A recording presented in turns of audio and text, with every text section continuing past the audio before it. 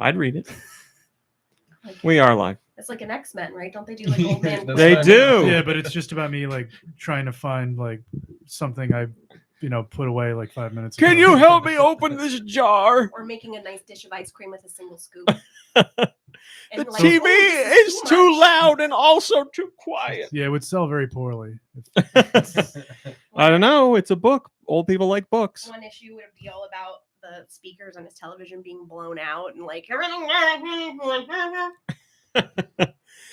All right, let's get started because I say let's get started, but I'm not ready, so it's my fault. You guys, I understand. Talk amongst yourselves for a minute or two. I said, talk sports. You guys like sports? I'm no Harley Globetrotter. All right. I need to know what Pokemon it is before we can start. I don't believe it. I'm ready. You ready? Everybody ready? I'm ready. Yeah. You ready? 3, 2, Ready. George? 1. George, are you ready? I'm ready. Are you ready, George? Go Nintendo podcast. Webisode 839, the Coalossal podcast. 8:30 Lime. GoNintendo podcast is part of HyperX Podcast Network. Listen to our show and other great shows on podcast.hyperx.com. Mombrain, That's me. you want to tell us about Coalossal today? Pokemon number 839. Cole 839er. Colossal is usually peaceful. But Wait the till you read vandalism this. Was that of from minds. Shark? It was, was. Kirby. Thank Yes. you. I'm so glad when I got one of your references. Thank you. I really appreciate it. They're mostly for myself, but they're even better when somebody gets them. Anyway, start that again, Mombrain. We've already got cats in the Discord. Start again because this is really intense. Okay. This Pokemon. Can I start right meow? Yes. Oh, it's happening. Colossal is usually peaceful, Happy Canada. but the vandalism of mines enrages it. Offenders will be incinerated with flames that reach 2,700 degrees Fahrenheit. Right? That's nuts. Offenders. Offenders. You've been deemed an offender. Unbelievers will be smoten. I really like that. It's like I want one. It's like knockoff Avengers again. Avengers, Avengers, and Offenders. I almost bought an Avengers shirt. Are they today. out there? I found one. Yeah. I'm sure Etsy has them. Oh yeah, I was looking. I said to Mombrain I want an official one. We'll explain this in a I second. found Go through one your on damn Pokemon. TeePublic. They're 9 feet tall. They're 684.5 pounds on average, I imagine. Male and female. Category is coal. Now, I did tell you that they will incinerate, but here are some other abilities. Flame body. Well, it's the ability. Flaming. Contact with the Pokemon may burn the attacker. And steam engine, which boosts. That's enough, Someone Mombrain. at this table loves a good steam engine. Cleveland steam engines for me. Oh dear, that wasn't what I was talking about. They make an engine for They that build now? them like none other. Steam engine boosts the Pokemon's speed stat drastically if hit by fire or water type move. Thanks, Mombrain. The pleasure was mine. Mombrain is here. I am. Kirby's here. Hey, everybody. Deux is here.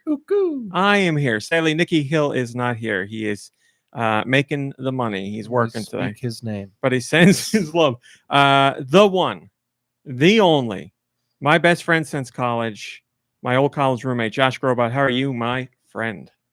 I'm here to grace you with my presence. Hi, I'm feeling so great. Oh. Thanks for asking. You have a good week, Josh? Everything's cool? You do anything fun? What's up in your life? What's going on? Call of Duty, bro. Duty, bro. Yeah, it was a big week. There was a Call of Duty presentation this week. What did they reveal? I don't know because I didn't watch it. I think something about new lobbies where you can play third person. I think that was in there. That's a fun little That was thing. a really great story. Of course, I heard it because people were angry about it because they're like, Call of Duty's first person. It's an optional like lobby Wait, people that were angry? you don't have to play in, but whatever. And of course, George. Shout out to my bros. Wait, Josh, are you angry too, or are you which side of the fence are you on? Classic Call of Duty, bro, or new Call I'm a of Duty? hardcore gamer. All right, loud and There's- clear, there's loud an and clear, Josh. We knew it. George is here. How you doing, George? Doing good. Rising lime. George, you bring such a light to this show. I really appreciate it. A limelight? A limelight. Oh my God. I Oh. said it and I didn't even realize it. You know, I don't know that people know.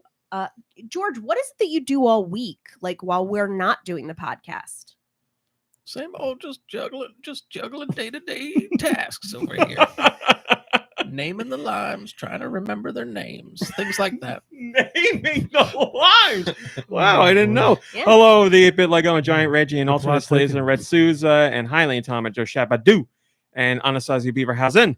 And look at all these beautiful cats. Casey and Mom Perfect Brain and Ice Dilbert and Drag Gamer and whoever else, Malik Halo and Fatmish and Vash, whoever else I didn't see in here. Thanks for joining us today.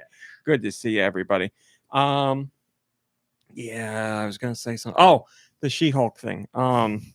As we were saying at the start of the show, somebody in this week's episode is selling bootleg Avengers merch. So they say Avengers or Avengers on them, but the pictures are what makes it great. There's like a purple Hulk with a mustache, or like a reverse Iron Man, and if you type in Avengers or Avengers on the internet, you'll find it. But I was like, I need to get one of those shirts if they make them, but I should have thought somebody just grabbed the image and pumped it out on the shirt. So. I'm guaranteed that's what it was. It was like a sale on this website called TeePublic. Yes. And that's where it was. TeePublic I know all about. Yeah, TeePublic, you can still make your own shirts. I'm thinking I of... actually got this Threed shirt from Earthbound there. That's it. Yeah, wait. Oh, okay.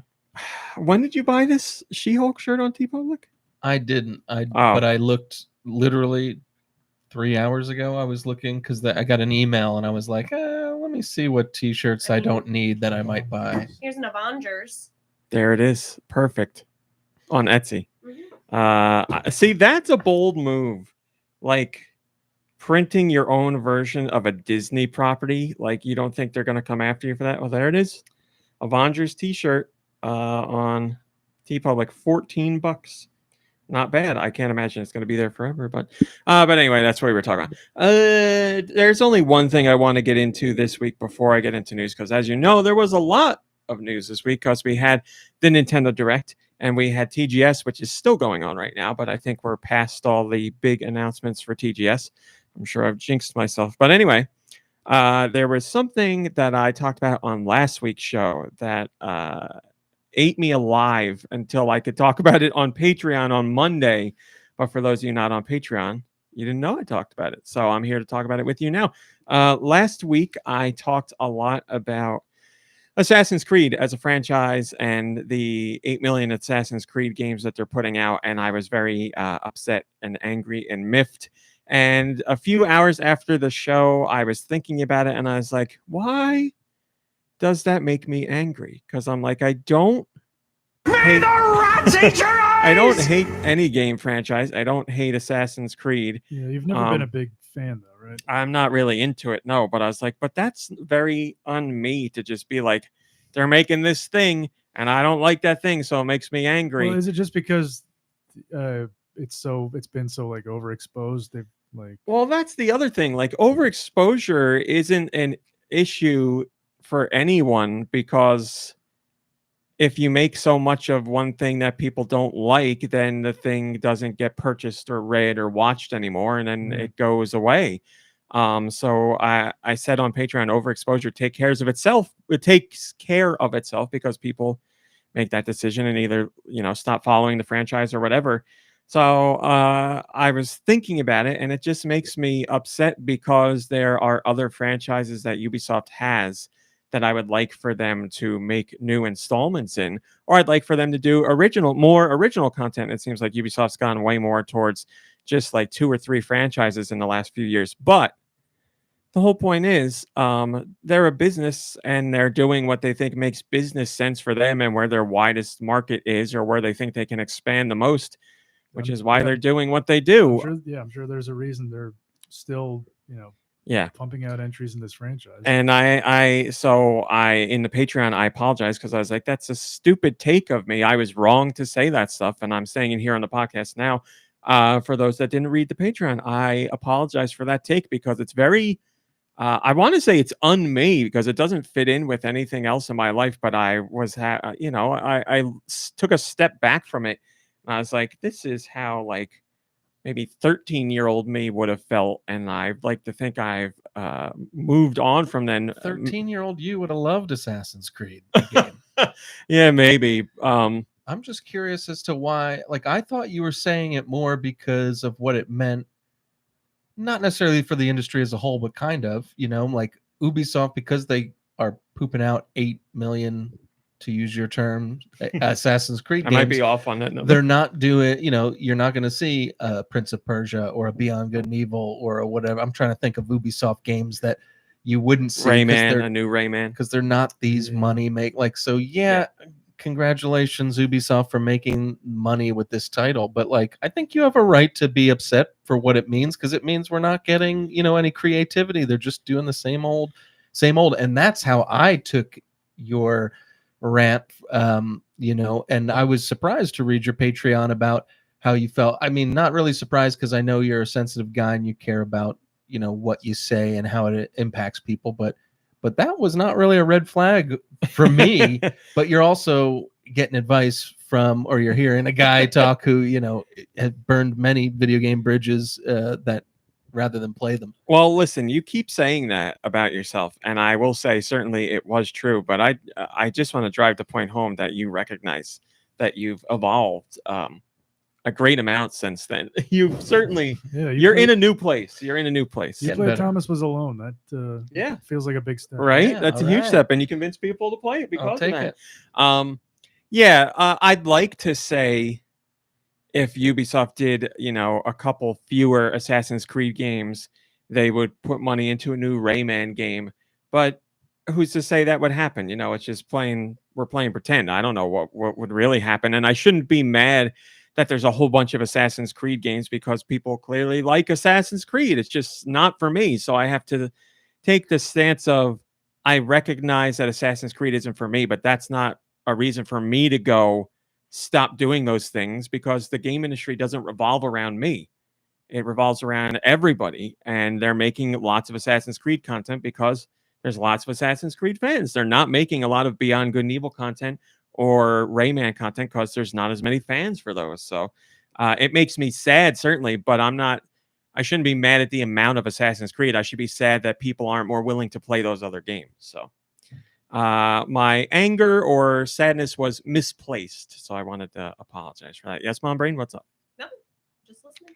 So there's that. At least you don't have to deal with that, I feel like, with Nintendo, Yeah, Nintendo more or less will spread out their franchises. Yeah, there's certain ones they put out more stuff in, obviously Zelda, Mario, Kirby. But I don't think, can you think of any recently that you would say they pooped out? Like, you would never use that term with Nintendo, right? I wouldn't never say they poop out. No, it'd be like, I don't know. I'm trying to think of how what poop out means to me, because I'd be like, Assassin's Creed games announced at one show. Is it quality or is it quantity or is it both? Because if I look at Halo, I'd be like, I might say they poop out Halo, but I don't mean in terms of quantity. I mean quality, because that, when was the last, let's say, quote unquote, good Halo game? Like, we loved ODST.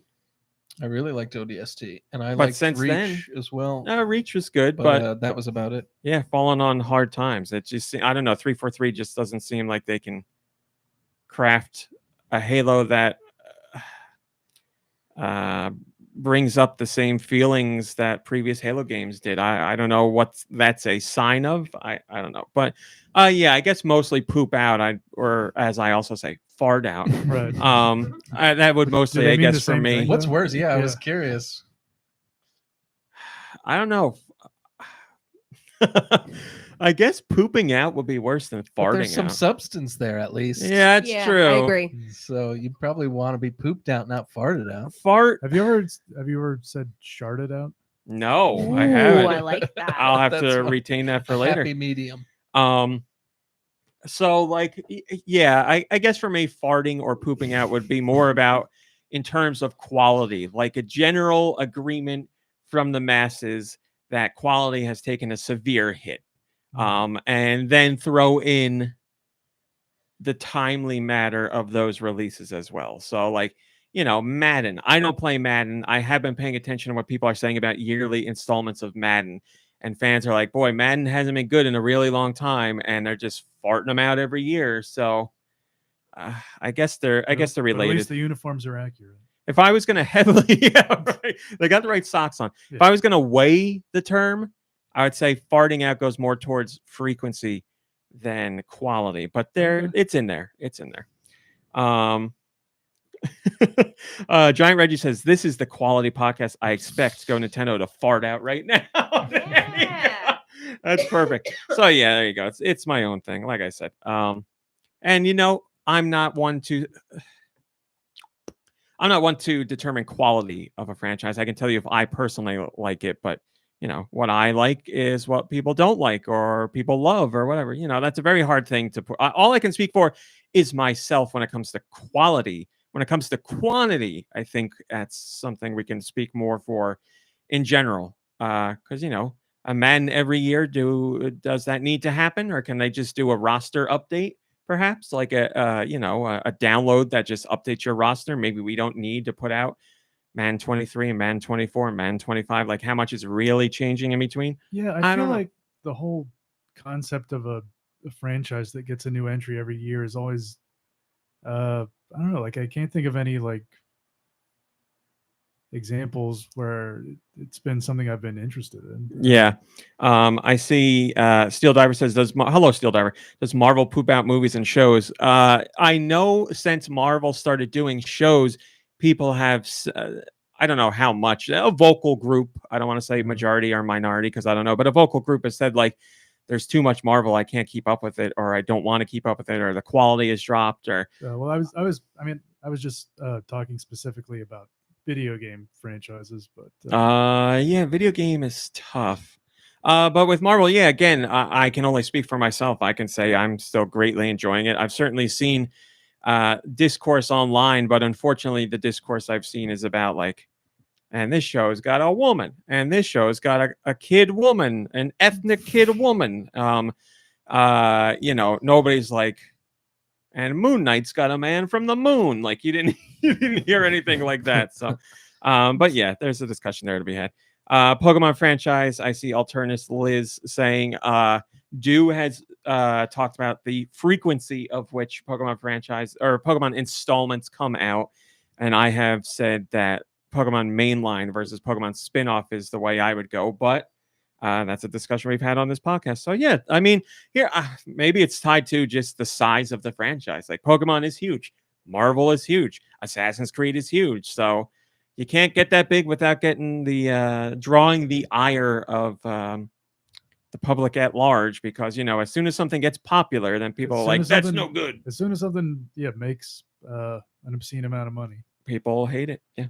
All right, it's cool to hate it, and then people are going to take notice. Is what I meant. They people say they hate it publicly online, and then they secretly enjoy it. So it's like in Jim real life. Gaffigan's bit about McDonald's. Yes, exactly.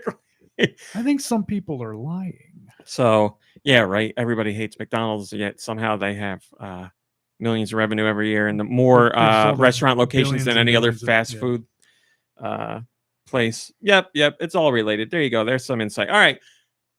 It was a big week this week. It was a Nintendo Direct week. I don't believe it. So I guess you could play the news jingle. We're going to go right into... Oh, all right. We're going to go into the top story, or the Nintendo Direct first.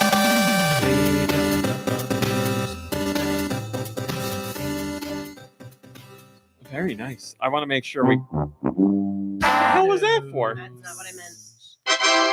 I want to make sure we cover the Nintendo Direct first, and then we'll go top stories and see how long it goes. But anyway, yes, it happened. There was a Nintendo Direct. But you know what? Before we get into that, you might remember last week, or 2 weeks ago maybe, and last week, we talked about Konami. Oh, yeah. What did they announce? Konami's big announcement. I didn't even think to look into what they could have said. A franchise loved the world over. Oh, no. Darn it. You're building this up to be a joke. So there's little raw meat, little 40-year-old raw meat up at, I don't know when it was, 2:30 in the morning. I'm like, let's see what this Konami thing is, because I might have to cover it. And I did have to cover it. It's a game coming to Switch. Actually, it's 2 games Hell coming to yeah. Switch. It was the Suikoden series. Suikoden. Oh my The RPG franchise, Suikoden. which That's what they call Castlevania in Japan, right? does have its fans. It certainly does have fans. It's been a very long time since we've seen that franchise. But to call it beloved the world over, Oh. I don't know about That's that. a legendary move right there. Now, here's the other thing. It's not like They're doing Wrong. wrong. Go ahead, Wrong. Kirby. Sorry. I was just gonna say it's not like a huge seller like in the States, right? I mean, it has its fans, but yeah, you're talking. I would argue that Dragon Quest in the States sells more than Suikoden does, Oh, but okay. that's just an educated guess. I don't know for sure. I could be wrong, but yes, it hasn't been around for a long time. But here's my issue. Is it a new installment when you are remaking the first 2 games? Because that's what this was. Suikoden 1 and 2 HD remasters or remakes, whatever you want to call them. Wow. So What are you thinking? the part of this that annoyed me more was the fact that it wasn't even a new game. It was a Yeah. remake of a game. I Yeah. was like, wow. Got us again. Wow. The gall of those people. Now, here you go.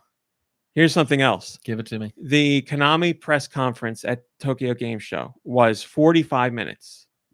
How much time do you think they spent on this? Less than 10. Okay. Their whole show was 45 Yeah. minutes. You're asking how much Yeah. they spent on this? And they made a big deal out of it, like all week leading up to it. No, they not all week leading up to it, but they did the week before say that. I mean, I'm going to say a trailer, like 2 minutes. Okay. Mombrain. I'm gonna say 40. 40 going. Ooh, that'd Bold. be interesting.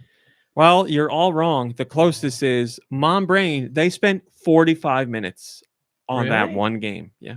They talked the whole time about that. They one game. did not discuss any other game but the 1 and 2 That HD is- remaster. That is really weird. It Okay. was. So and they it- spent 45 minutes talking about games that already are out and everyone knows everything about already.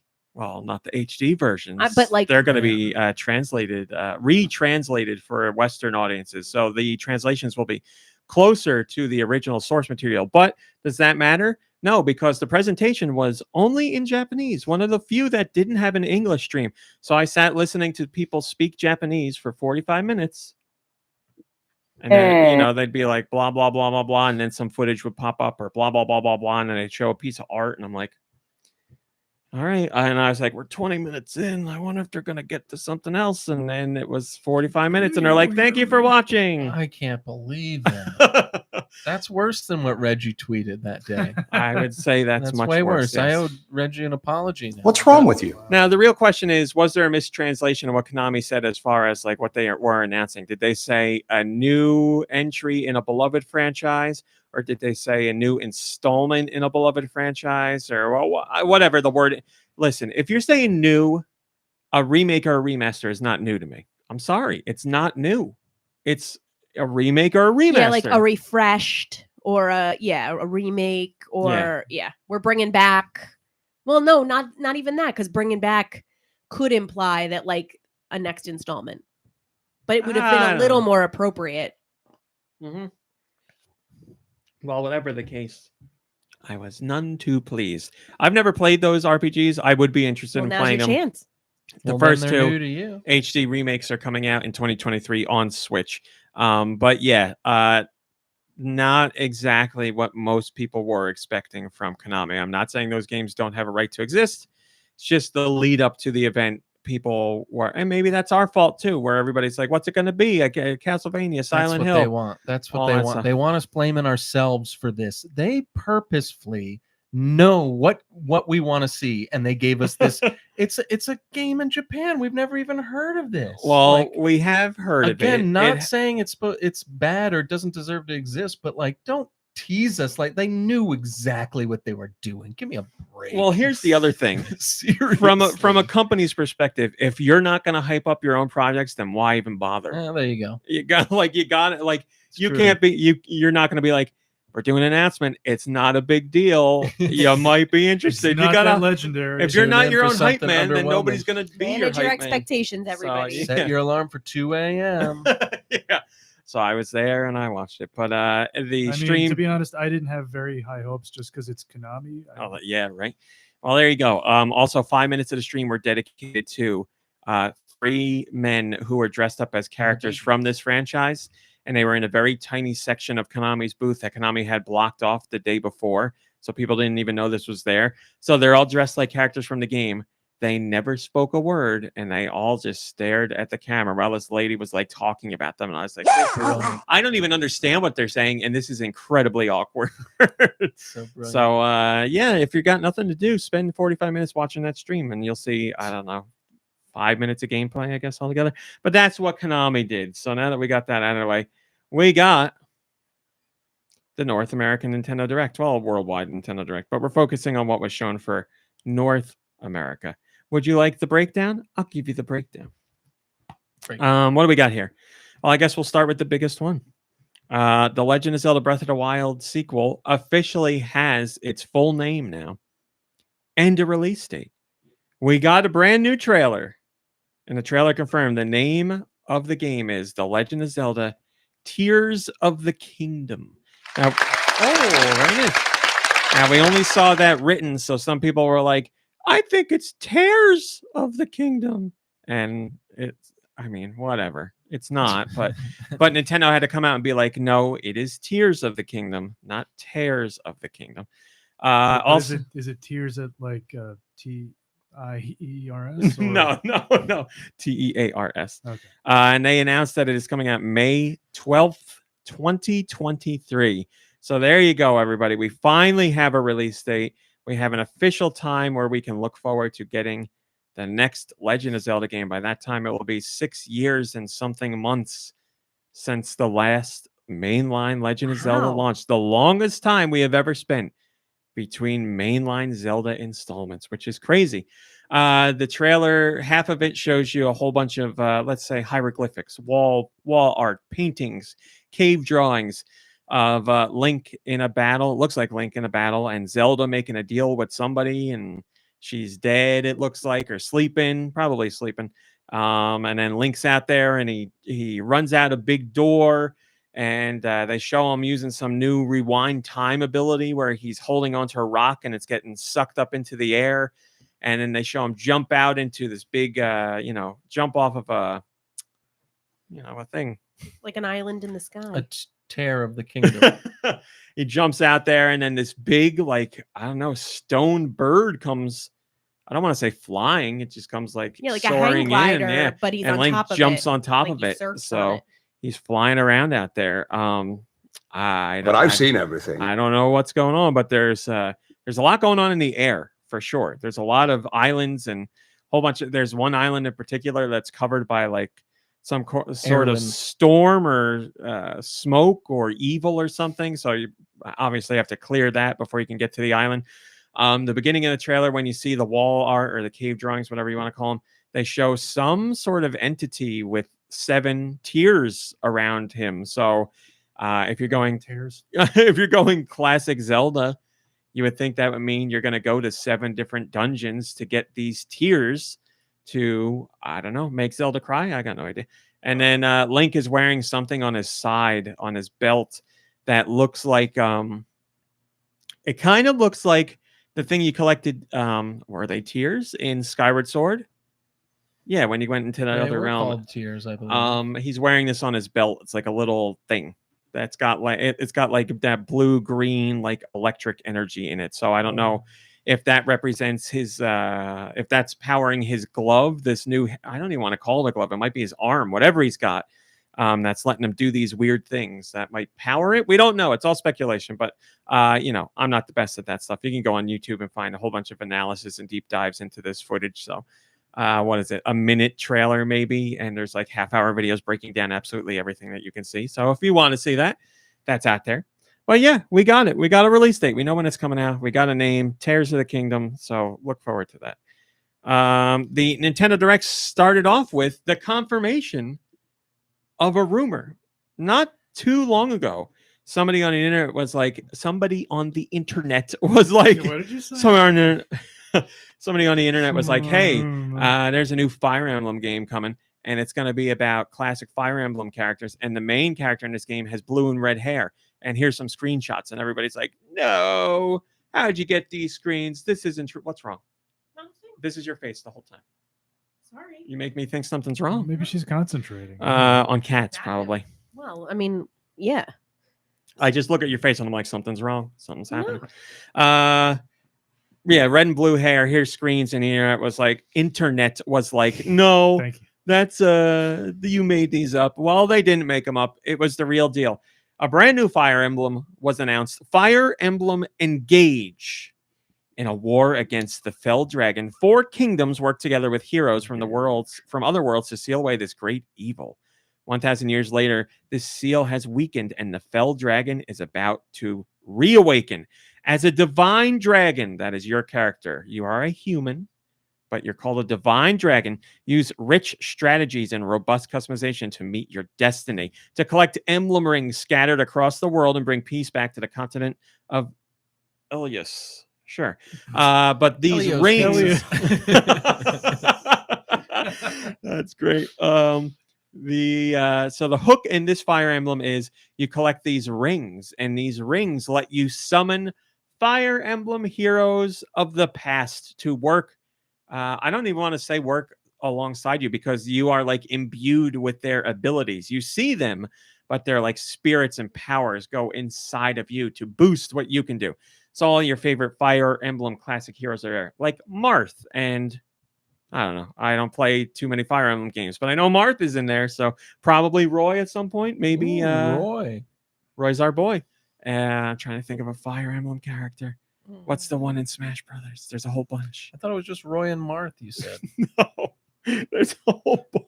Why is that funny? Because it's funny because there's literally like hundreds of Fire Emblem characters. Roy, I just meant in Marth, Smash Brothers. and Oh one no, more. Smash Brothers has more. It's got the one with the book. Give us a name, Rummy. Lucina, and Chrome. Thank you. Hi, Freddie Fro. Good to see you. I did use the chat. I'm sorry. Perfectly crumbled. So yeah, it's supposed to be a celebration of all things Fire Emblem in a brand new Fire Emblem game. It comes out January 20th, 2023. Would you like to get a little something extra? You can go with the Divine Edition, which comes with a steelbook case and an art book, and pre-orders for that are available right now. Guys, Yeah. a game that's not farted out, but it comes out every year. Just Dance. We're getting a new Just Dance, everybody. Just Dance 2023 comes out November 22nd. This one is built from the ground up. They are using a brand new engine this time to rebuild the Just Dance experience, but play with up to 5 friends in local multiplayer and online multiplayer with crossplay. So no matter what system you're playing Just Dance 2023 on, you can play together. There was a surprise sequel announced. We didn't even know it was coming. We didn't know it existed. Square Enix announced Octopath Traveler 2. The sequel was revealed. Yes, it does retain the HD 2D graphics. And it's coming out quite soon, actually. February 24th, 2023. In the world of Celestia, 8 new travelers venture forth into an exciting new era. Where will you go? What will you do? Whose tale will you bring to life? Every path is yours to take. So another a sequel, 8 more stories. The stories look pretty interesting in this one. There's a couple of them that seem quite dark, which I appreciate. So there you go. That's coming out early next year. And it looks like they're using the 3D, 2D graphics. I did say that. I just tuned in now. HD 2D. And that's the stuff. Looks That's good. the stuff, yes. The first Octopath Traveler was Did not literally use that. Did use that. The first Octopath Traveler was literally the first game to use HD 2D. Really? Because I looked up videos of it because I was like looking at the trailer for the second one. And I was like, man, how did I miss the first one? And I looked it up and I was like, this looks stupid. That's how I missed it. It literally was the first game to use Really? that Doesn't engine. look Yeah. anything like that. I need you to look again. I'm gonna look again. Okay. You do that, butt in when you've looked it up. We also got the announcement of Fae Farm, which is from, I believe it's from the team that makes Dauntless, which is the Monster Hunter style game. This is coming to Switch in spring 2023. Multiplayer for 1 to 4 players. You craft, you cultivate, you decorate, and you grow.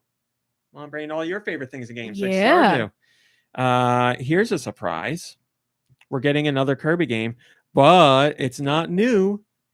It's a remake or a re-release, whatever, a remaster. I don't know what to call these things, people. Kirby's Return to Dreamland Deluxe. Kirby's Return to Dreamland was my previous favorite Kirby game. That's the one that was on the Wii. That was my number 1 Kirby game until Kirby's and the Forgotten Realms came out, which usurped the place. So this is my second favorite Kirby game ever. It's coming to the Wii, or it's coming to the Switch. That, like, you know, it's like such a little kid thing to be like, well, that's actually my second favorite Kirby game. Like, Oh, I don't want to lie. I know, but it's just like such a sweet, like, I am sweet. if I had to list my favorite Kirby games in order, I would say apparently my favorite Kirby game used to be first favorite Kirby game, and then So this is that excellent game, which is local multiplayer 4-player, but a regular traditional Kirby game. They're adding in the new mecha copy ability. And there's something else too. Then there's a new mini game, Magalore's Tome Trackers. I think there's going to be other new stuff in there too, but they haven't revealed it yet. Yeah, you're right. I don't know what I was looking at before. I don't either. Still not going to play it though. Thanks for clearing that up at the end. You're right. It does look like what I wanted, but I'm not going to play. They announced They announced more games for the Nintendo 64 Switch Online expansion pack. What games? Well, let me tell you. Pilot Wing 64, right there. One of my favorites from the 64 era, albeit now in 60 frames per second, everybody. Because as I was saying the original Pilot Wing 64 was probably like most of the time 15 frames per second, 20 frames per second. I don't know.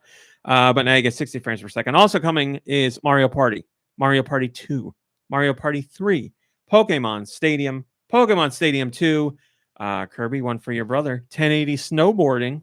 Nice. Excite Bike 64. And then they did the old and one more thing. That was perfect. They did announce GoldenEye is coming in 2023, but not just GoldenEye. GoldenEye with online play. Oh my god. So it is happening. They work their magic with does Amazon own the James Bond license now? Oh man. And the House of James Bond and Perhaps. Microsoft as well. All of them, they all work this deal out, and GoldenEye is coming to the Switch, re-released with online play. Now, here's the difference. GoldenEye is also going to the Xbox, as in Xbox Series X and S. This will be on the Xbox. It will be 4K, 60 frames per second. I think the Switch one will be 60 frames per second too, but the Xbox one will not have online play. The Switch one will have online play. What's the point? I feel like what's the point if you're not going to be able to play online with friends? Local multiplayer. Play it like we used to. Okay. Good luck. good luck, people who Like in the same house Yeah. and stuff. Wow. like Yeah. a LAN party. Like we used to. Yeah. I know. I was just Yeah, congratulations. We'll be playing it on the Switch. Don't you worry. Well, I would like to do local on the Switch as well. I mean, we'll still have local multiplayer. I think that would be fun. I come Sit over down. here twice a week. Isn't that enough for you? I got to play a game with you. So those are coming out 2022 and 2023. Here's one that was rumored but confirmed, and I'm very happy to see it. And do we have to get back into this? What are we It's talking mostly my fault, I'll say. It Takes Two was announced for the Switch. about? We never beat that. I know. We should go back to it. I'm totally down to go back to it. Are you? Yeah. Yeah. I mean, Okay. I don't know. I don't remember how to play or anything. It's a platformer. We'll figure it out. It Takes Two, the critically acclaimed, multi-award-winning co-op platforming adventure It Takes Two, is indeed coming to Switch. Once again, showing when It Takes Two came out, people were like, this would be perfect for the Switch because the Switch is all about local co-op with the Joy-Con and everything. And other people on the internet were like, that's not possible. The game is split screen and the Switch probably couldn't even handle one of the screens alone. Well, here you go. It's coming out. Yeah. assholes. Whoa. Coming out Dang. November 4th. Remember, Jeez. So Ubisoft and Assassin's Creed over there, where you talk about them? if you Is that what I sound like? never you, Josh, no. If you Thanks. Very cool. want to play this with a friend online, remember only one of you needs to buy the game, not both of you. One person can get the It Takes Two. It's like online friend pass or whatever, which is a free download, and then they get invited to the person who owns the game. So It Takes Two is the name of the game, but it only takes one for two people to play. So yeah, both of you don't need to buy the game. Great game for couples. Yes, like Do and I. Mhm. Now remember, It takes two to make a thing go right. that's right. You can also play local 2-player co-op with one copy of the game, obviously. Now, if you're both on your own Switch, which you can do locally, do you need 2 copies of the game? I guess not. Why would you? Yeah, I guess you wouldn't, but that is a new way. That's probably the best way to play. Like if you were playing co-op with your significant other and you both have a Switch, then you could both play on a TV or a handheld. That'd be like better than a split screen experience. That'd be great. Have a whole screen to yourself. I didn't even realize that. What a way to play. Rune Factory 3 Special. Rune Factory 3 is coming back, but this is the special edition. I've heard from Rune Factory fans that this is the best Rune Factory. I don't know because I have never played a Rune Factory game.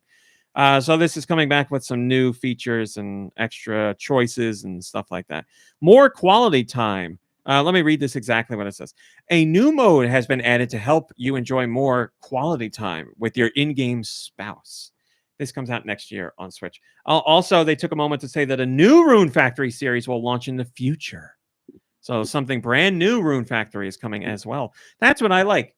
Do this. Tell me, hey, here's a remake or a re-release of a Rune Factory. And then on top of that, we're doing a new Rune Factory too. But you got to wait a little longer to hear about that. Here's a little tidbit they talked about. The next Splatfest is approaching, Splatoon 3 players. You can get in there and cast your vote for what team you want to be on right now. The Splatfest starts September 23rd. Here's the theme. What would you bring with you to a deserted island? Your choice of teams are gear, grub, or fun. Which team would you fight for?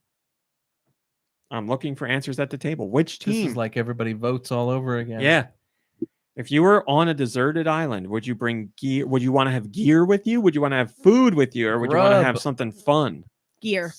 Because gear will get you grub Yeah, and can protect you and all that. I feel like fun shouldn't be your first priority if like you're Going out happy. Is this like a desert island or? It says deserted island. That's all I okay. got for you. Which means there's nothing there. So there's no other life that nope. So you can't like hunt or fish or anything. I'm guessing the island is deserted, but it's got water around it that may not be deserted. So you could have fish in there, sure. Yeah. But you still got to catch it, and you got to eat and you fish. Need gear for that. Slapped a fish. This is a real. And you need gear for that. Yes, I'm team grub. Team grub. You've already got your grub, so you don't need gear. Yeah, and you sit there eating grub, Mr. Grub, and then you chat. How are you gonna make shelter? Fun. You can make shelter, but I want gear. Listen, you're gonna die if you don't eat food. And if you have gear, you can get food. But I mean, no. If you have gear, you can possibly get food. One day you're gonna eat like a snail shell or something because you can't find anything. I could eat that. Well, we're eating fluffernutters, Takis. But you're gonna run out of grub eventually, though, right? Malamars, fluffernutters, and Takis. This says grub. And as far as I'm Coca-Cola. concerned, you're getting grub forever. Oh, okay. Well, that I mean. Can the drink be those barrel juices? Ooh, or like Mondos? Maybe Mondos. What's going on in the chat? I want to see your answers in here. Mondo. Donuts. Silent Tom has to be on team grub. Fatmish says bring Jeff. Jeff Grubb. Yeah, bring Jeff Grubb. There you go. Grubb. So you can tell him your rumors are wrong, Jeff. I've got grubbed again. Hello, Backseat Studios. I'm a big Josh Grobaugh fan, says Backseat Studios. Josh. Jeff Grobaugh. A big fan. A big hello to my there fans. you go. I'm the star of the show. Man, Josh is getting a lot of love I'm a in here. animal. Smash that subscribe button. Hello, Video Game Guru. Team Gear is Video Game Guru. Team Gear is KC as well. So it's Gear. Oh my God. Listen to this. Highland Tom says little powdered donuts and zebra cakes. Oh, we should get the things. Do you guys like moon pies? Yes. Would you like to try the new flavors of moon pies? Because we have them. They're not new flavors. Would you like to try the flavors of moon pies you never knew existed? Because we have them. Yeah, I mean, if you don't have to give me all your moon pies. Mombrain. No, Mombrain's not a big fan of moon pies. I am a Those big are the fan ones of moon made pies, with but I'm not. marshmallow fluff. You Right? got it. Really Yeah. focused. We have. Oh my God, Malik Halo, you are on it, Jasper, with the moon pie.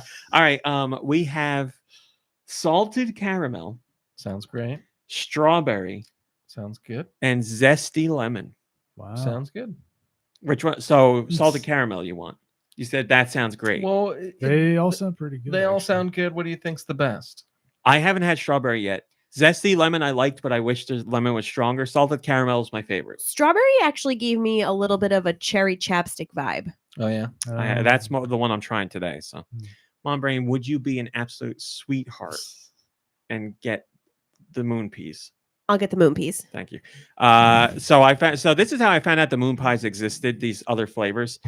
Randomly, TikTok was like, "This is a guy that will want to see Moon Pie's account," and they were right. And Moon Pie's TikTok account, let me tell you, A, inappropriate. Oh boy. B, fantastic. They are very much like advertising to today's generation, whatever you want to call them. I don't know what people. Yeah. Everybody's got different names for them. What are we supposed to call today's generation? Oh, Millennials. Zoomers? Or no wait. I think we're supposed to call them Zoomers, right? Yeah. is that what it is? I think so. Then, then- Sooners, no. But Hello, it's Tony like De La what they did Mancha. with, it was like that Wendy's Twitter account. or- See, Wendy's Twitter account is all about clapbacks and being, like yeah, and mean but beefing funny. with McDonald's. Yeah. Moon Pie's Twitter or TikTok account, you're creating content there, and the content they are creating is funny. For Okay. example, to show Nice. how inappropriate they are, Thanks. one of their TikToks is a moon pie with a hole in the middle of it. And you hear a woman go, "Honey, why is there a hole in the middle of this moon pie?" And he goes, "Oh, don't worry about it. Because he stuck his penis in it. He Anybody else? had sex with the moon pie." I might try a salted caramel as well. Or I know you're left. I love a moon pie enough to have sex with it, but I'd rather eat it. I had one. Go ahead. I'm sorry. Okay, Say so that. take the last Say that one. again, dude. It was about sex with moon pie. I said I love moon pies enough to have sex with them, but I'd rather eat Not them. right now. I understand. Yeah, But not right now. but you could do both. You could.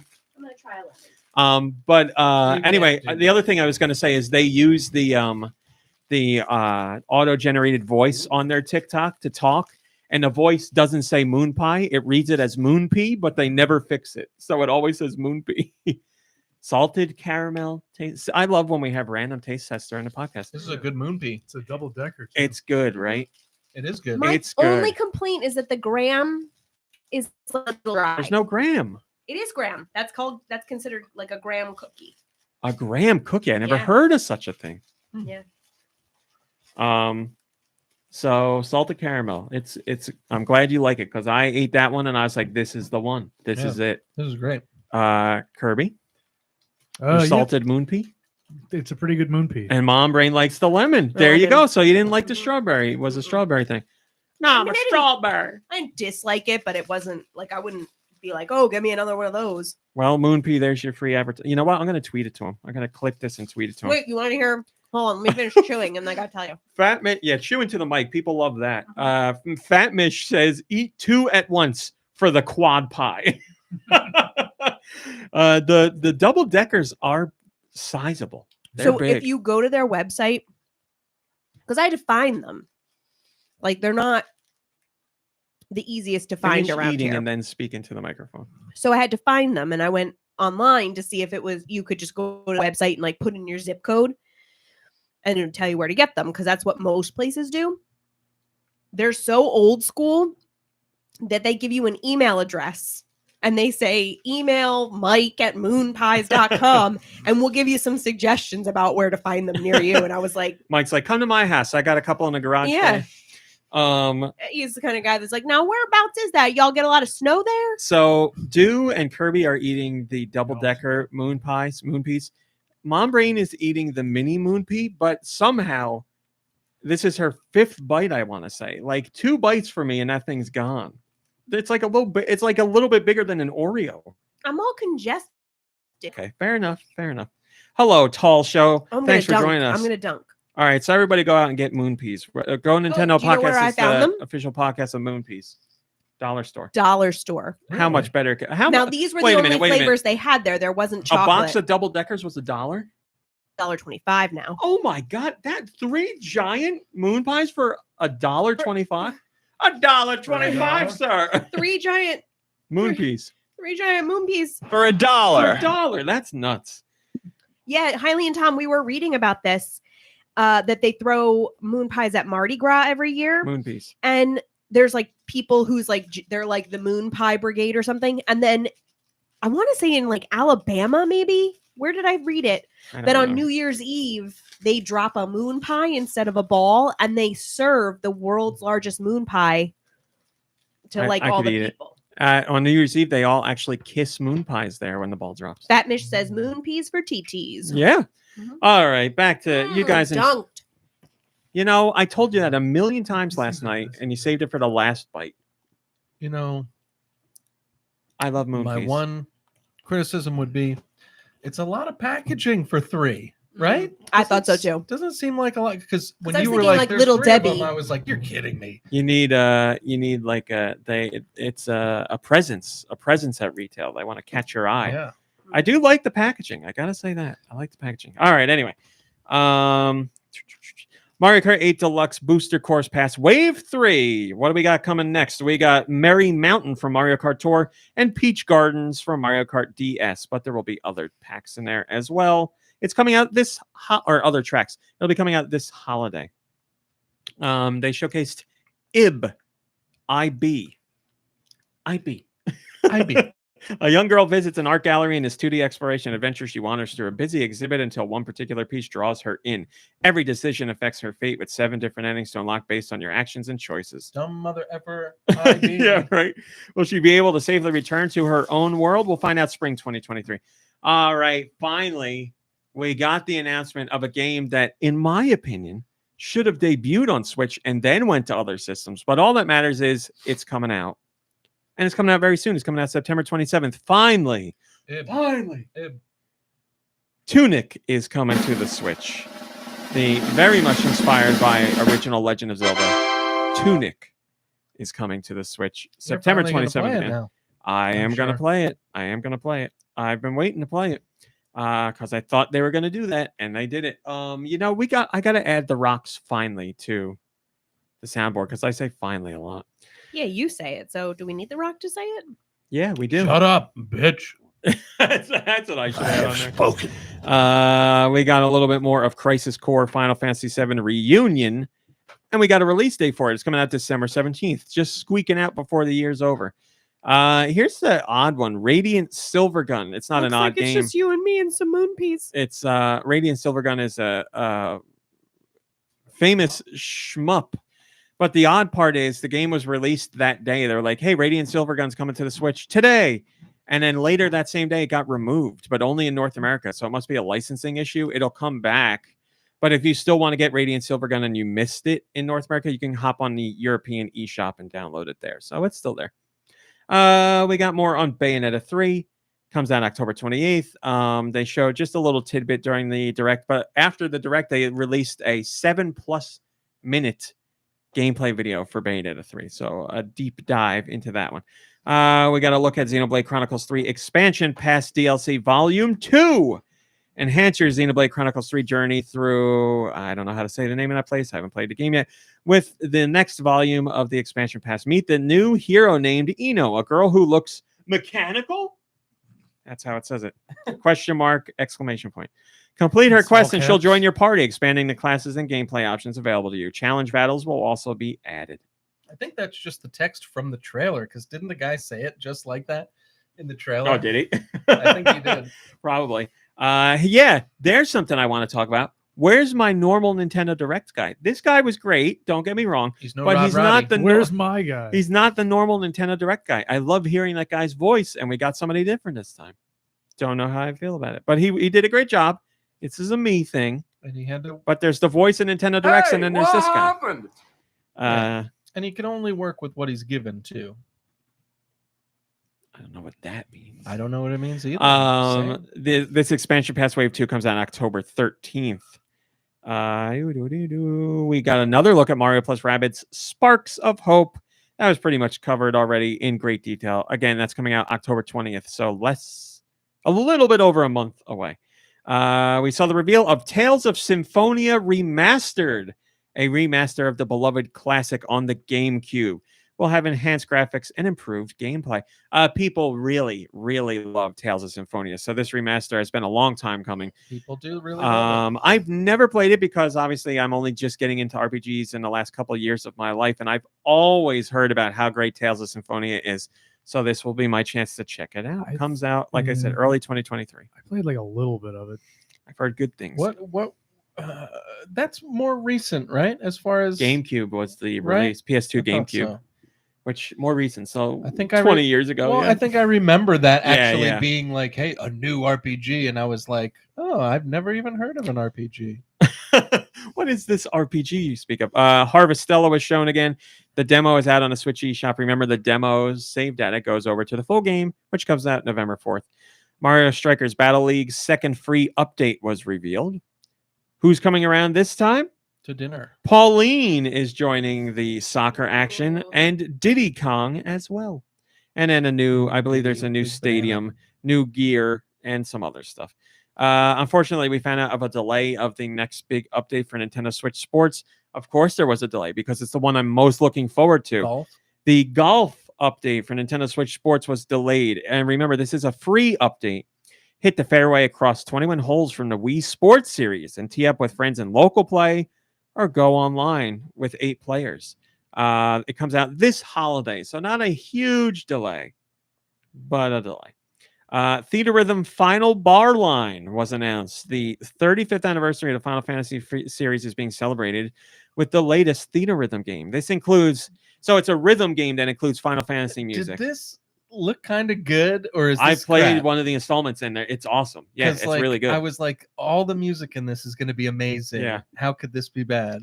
And yeah, the game is fun. The music's great. It's a really fun And it's series. like orchestrated music, like selections, right? Some of them, a good amount of them, not all of them, but the game is So it's not like Guitar Hero or no. anything. It's like, And this game is overloaded with music. 385 total tracks, including Final Fantasy songs, such And you as get to one of your choose- favorites, One Wing Angel. I've heard of it. You can do a 2-player local multiplayer. 4 players can play online in a multiplayer battle. Comes out February 16th, 2023. After the game's launch, 90 additional paid DLC songs are coming. What games are the songs from? The Saga series, the Nier series, the Octopath Traveler series, the Live Alive series, Heard of it. and also what's in there? Chrono Trigger. Chrono Trigger music is in there. So even though it's like heavily focused on Final Fantasy, they also do other Square Enix games in there. We got the announcement of Atelier Ryza 3, Alchemist of the End and the Secret Key. So the Atelier series That's has the been whole around for a title? very long time, Okay. but the Atelier Ryza series, for some reason, really connected with people and has become the best-selling entry in the entire franchise. So when Koei Tecmo was like, Atelier Ryza, that's our go-to. So they put out Atelier Ryza 2, and that did well. And they're like, let's go 3, baby. So this is the third How's installment. that spelled? Atelier. It's French. Oh, okay. Atelier. Atelier. Atelier. Alicia? So comes out February 24th, 2023. I honestly think, I'm not saying this to be sexist. I'm not saying this to be mean. I believe Atelier Ryza has become so popular because of her thighs. A big talk was made about her thighs. Well- The developers talked about how they put a lot of design into her thighs. Look her up. I'm Oh, not you don't lying. have to. Yeah, Yep. I'll be Oh, the in judge the of this. Discord. Thank you, Discord. I Thick love thighs you, save Discord. lives. I've never played an Atelier game. But I'm gonna have to now. I'm not into potion crafting as a gameplay mechanic, or crafting in general is just not my thing, which is funny because I like Minecraft, but in Minecraft the crafting is pretty much it's the in the console title, version. yeah. The crafting is done for you, really. So, but I was when Atelier Ryza Is got that like- popular. I was like, I'm gonna jump in on this franchise. Now we're at the third installment, so Is I that failed. mostly but- what you do in the games though? Like craft stuff? No, there's like battling and all that stuff, but Oh, okay. crafting is a part of it, definitely. It's one of the main like mechanics of the whole franchise. So, but I mean, the games look gorgeous. They have amazing soundtracks from what I've They heard. have amazing thighs. Amazing thighs. Story of Seasons, mean, A Wonderful Life. After nearly 20 years, a beloved farming franchise is reborn.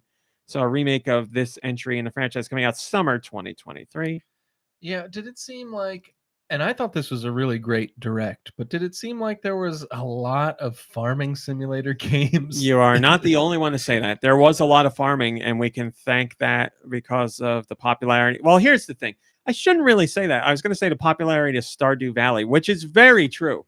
Stardew Valley has been huge, but Stardew Valley only existed because of Harvest Moon and Rune Factory. So basically what we're getting are remakes and re-releases of Harvest Moon and Rune Factory games, plus a couple others that are in the same genre. So Harvestella is in the same genre. Fae Farm is in the same genre. I know you're saying that. And then, but yes, there were a lot of games in this direct that had farming mechanics in them. Yes, without a doubt. Or harvesting mechanics. One that doesn't, Resident Evil. Capcom was like, we need to talk more about Resident Evil and remakes and re-releases of Resident Evil on every presentation that hits the internet.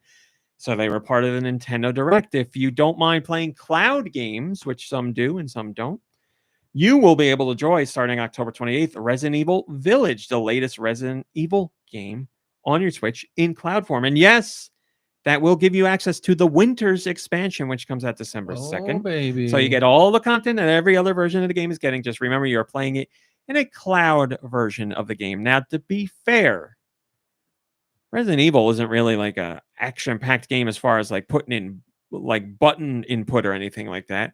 I think if there's a game that's more tailored toward cloud play, Resident Evil is at least more in that direction. It's not as good as a strategy game. Like if you're playing an RPG cloud, that's great. You don't have to worry about reaction time. Resident Evil, though, it's not like you're playing like a first-person shooter or something, even though it is first-person, but you're just wandering around and shooting things every once in a while. I think if you're wary about cloud stuff, this might be one to potentially consider. And again, I've played cloud games on Switch to completion, and I haven't had issues. I played Control on Switch.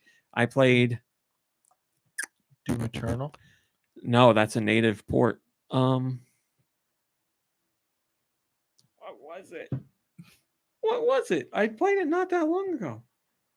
Oh, Guardians of the Galaxy. I played that on Switch. That was cloud. Okay. But anyway, if Resident Evil Village isn't enough for you, don't worry. You can also get Resident Evil 7,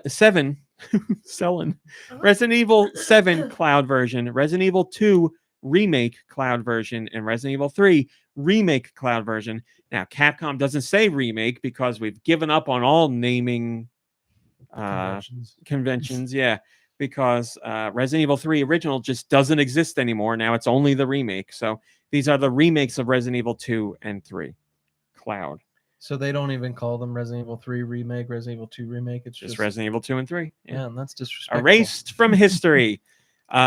Master Detective Archives Rain Code was announced. This is a new game from the creator of the very popular Danganronpa series. Oh, Danganronpa's back? There are a lot of installments in that franchise, and it is very popular. But now that creator is making something brand new. How are the thighs in that game? Take on unsolved cases as Yuma, a trainee at the detective agency, thoroughly inspect each crime scene to gather clues and evidence. And when you're ready, the spirit Shinigami will conjure a realm tying the crime scene to the truth, a mystery labyrinth. Mystery phantoms will attempt to hinder your progress during each case, avoid their barrage of falsehoods, and slash through their contradictions. I hate those mystery phantoms. So it's a mystery game with ghosts that try and steer you in the wrong direction. I liked it better when it was called LA Noir. Exactly the same. Yeah, you're right. They're like, I love the Shinigami in that game. Wasn't there they're like wasn't the there exact like same game? Ghost Trick though? Isn't that pretty much a Ghost Trick? Yeah, but game? there is Ghost Trick, but in that game you possess various items to solve puzzles. Yeah, you possess like inanimate objects. Yeah, right? Oh. Ghost Trick was great. I played through the whole game. I remember really enjoying it. It was really good. mean, Made by the Ace Attorney team. Yeah, it was so weird. It is weird, but it was great. Great visuals in that too, like a really unique art style. Various Day Life was announced, which is actually it's a Square Enix game. It's on the Apple Arcade right now, but they're bringing it over to the Switch. You can get it now. Get it right now. Simulation RPG structure with adventure RPG mechanics, including job progression, strategic exploration, and an innovative battle system. Perform over 100 types of daily tasks to build your character and deepen your relationships with the locals. Gain access to different job classes and abilities. A grand adventure awaits. So says Square Enix. Sifu, which just came out on other systems, is coming to the Switch. We didn't even know it was coming to the Switch. It's coming out November 8th. It's a kung fu action brawler where you thrust, trip, and parry opponents, break their stance, and gain the upper hand. Here we go. Here's an exciting one. A Fatal Frame game that never got localized is coming to the Switch. Fatal Frame, Mask of the Lunar Eclipse, which released for the Wii, is getting localized and coming out in North America in 2023 for the Switch. After mysteriously vanishing as a child, a now teenage Ruka Minazuki visits an abandoned hospital in search of her lost memories. And his survival game used the camera obscura to repel evil spirits and uncover the memories that were sealed away. So yeah, scary game, Silent Hill-esque, but you capture spirits on a camera and they scare the crap out of you. Yeah, that trailer made me laugh. Peace and love to people who are looking forward to that. I hope they enjoy it. I just thought it looked funny. You know? Never played a Fatal Frame game? No, I have, and I see where they're coming from, but it's like, I don't know. It's 2022. Do we need like teenage, like schoolgirl dress ladies running around like haunted areas? Like, it's kind of, give them a little credit, right? Well, I mean, give who the characters in these games for their outfit? You mean? Yeah. Oh, you can change outfits if you want. All right. Well, then, hey, let's all get this game. I'm getting it day one. No, I was trying to figure out where your gripe was. It's the outfit gripe stuff. is, I mean, we're living in the Me Too era, and you're down with all these games, and I don't understand like how you could be on one end and then on the other end. I guess I wasn't paying attention to the outfit enough. I gotta go. I mean, it's just a schoolgirl outfit. Oh, it's not a big deal. It's just. Well, I mean, how high is the skirt? I gotta see if it's like I'm curious now. Well, it's not a big deal. It's like it's something that we see in media all the time, especially particular, I don't even know what to say. What to say? We see this, but we've seen it. It's just, is it appropriate? I don't know. Maybe it's fine. I don't know. I mean, I looked at it and I didn't think anything, but now I want to go look at the. Well, then if you didn't think anything, then I'm sure it's fine. Because to be fair, I was covering the direct game? At this time. No, it's I'm just kidding. I mean, it's one of them. Their hentai hentai games. A dress. It just looks like a dress to me. I mean, would she get lost at the wedding or something? Like, why is she dressed like that in a haunted mansion? I don't care. It doesn't matter. You know what? Yeah, I'm sorry. I brought Notice me, senpai. This is usually the thing you complain about. Yeah, I mean, no, that's fine. I think those arguments are important. I wouldn't have thought it with this game. She's just wearing a dress. I don't know the story. I don't know where she was. I mean, it's just a dress. I guess she's running around in like cat ears in a bathing suit. I'd be like, I don't know what's going on here. Can I say it again? Yes. One moment, please. There you go. It's not so bad. It's just a dress. Yeah, it almost. I don't know. It's very frilly. Too frilly.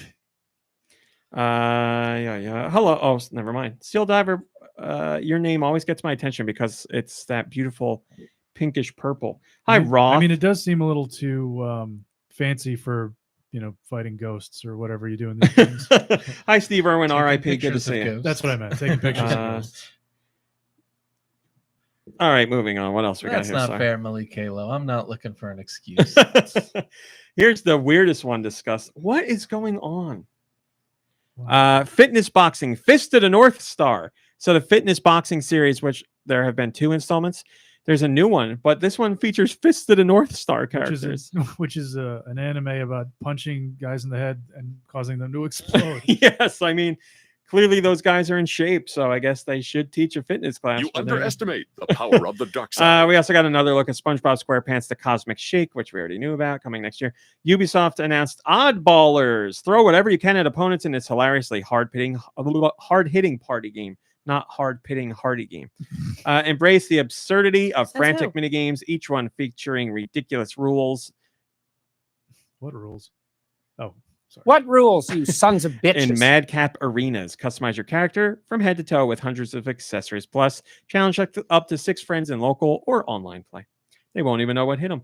Factorio, which I believe won a ton of awards and is quite popular in the management simulation circle of gamers, is coming to the Switch. And the developer talked all about how people said this game wouldn't be able to happen on the Switch, but he talked about how he's making the Switch version happen and how well it runs. So he's very forthcoming about it on his blog. It seems like whatever magic he worked, it seems like the game's going to be a very capable port. So that's coming out on a Switch October 28th. Endless Dungeon, another game we already knew about, coming Switch next year. Front Mission First remake, Front Mission Second remake, 2 games we already knew about. But Front Mission Third remake was also announced. So all the Front Mission games are getting remakes for the Switch. Front Mission First comes out in November. Front Mission Second comes out next year. And Front Mission 3 was just announced this week, so we don't know when that's coming out. Very quickly, Disney Speedstorm was shown. Lego Bricktales was shown. A reminder about Life is Strange Arcadia Bay Collection, which comes out September 27th, so 10 days from now. Romancing Saga Minstrel Song Remastered is coming out December 1st. The new season for Fall Guys is out. And I think that might be it. I think we got everything. It was a jam-packed direct with all kinds of stuff. We did that. Yeah, we got it all. There you go. There's your direct, people. We've seen everything. Your full fat 40+ minute direct. But I've seen everything. Oh. That's very nice. Highly unlikely says, good job. This is the most upvoted comment. Good job, RMC. This article obviously took a lot of time and effort, and you really nailed it. I just wanted you to know that we appreciate all the love and work that you put into pieces like this. Thanks for the recap. Well, thank you. Wow. I think that's more related to when I was covering it live. Also, very importantly, huge, massive thank you to Quence, who was the brave soul who stepped up to help me cover this direct. Now you are a real hero. We split the direct, so every other game is what I covered. So I covered the first game, which was Fire Emblem Engage. He covered the second game, and then we just went back and forth the whole time. And I explained to him in detail beforehand. I was like, "This is going to be hell. It's going to go really fast. You're going to lose your place. That's what happens." And we were in it. Covering it, and we're in Discord, and he's like, I lost my place, and I was like, I did too. Don't worry. I was like, where are we? I don't know what's going on. And then we regroup and but we covered it all. We got everything. And then he stuck around after he gathered all the screenshots and press releases and put those back into the posts. So as the direct went on, we gave each new game its own individual post where you could get all the information about it. So there was the live version where we got, the little blurb of details and the trailer or a screenshot. And then Quence went in afterwards and got all the officially released screens and trailers and added those and press releases and added those back into the post. So usually I'm the one that does all that along with covering all the other stuff that came out of the direct. So we split the work. Lifesaver. It was a lifesaver. I said to him, you could do the press release stuff because I said it's not going to be fun because there's a lot of it, but it's not timely, as in you won't be covering live news. You can just download the stuff and cover it as you go, and you're not under any crunch. And he took that on, and I took on the stuff that was breaking, which is also annoying. But together we made a great team. So thank you, Quence. And he said he'll come around for the next one. So I can't thank him enough. He did an excellent job. So there you go. That's your Nintendo Direct, people. I hope you liked it. Thanks for everybody that stuck around with us for the direct. Why is my Wi-Fi so bad on my phone right now? Oh, it came back. I had one little. No, I have one. I have one little bloopy. I'm sitting right next to the damn thing. Mine's working okay. Apparently, I have multiple bloops. How many? 2? I got all of them. I got- 3? Yeah. Why? Oh I no. have Well, 4. am I doing bars or am I doing squiggles? What the hell do you mean? Wi-Fi, not your cell oh, yeah, phone. I'm full. Yeah. Look, I have 1. So sorry. What the hell?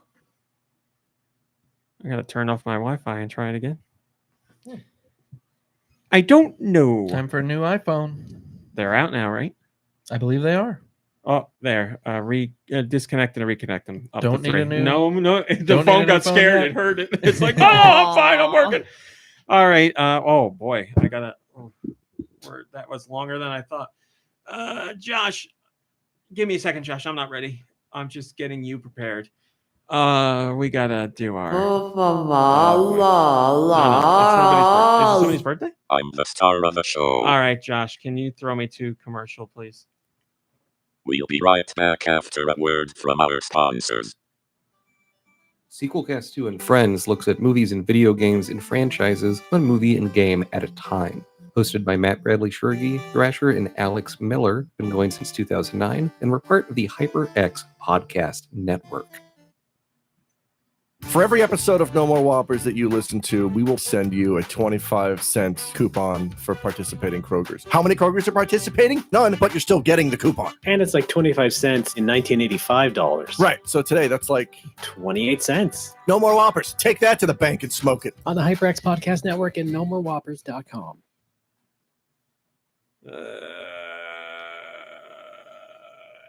There we go. Sorry, I have to keep doing this, but hey, Mombrain, Yeah. class is back in session, and HyperX has the grade A gear you need No, for not at dorm all. life. Remote classes and for schooling folks online. Shop the HyperX back to school deals going on at hyperx20.com to make your return to student life a breeze.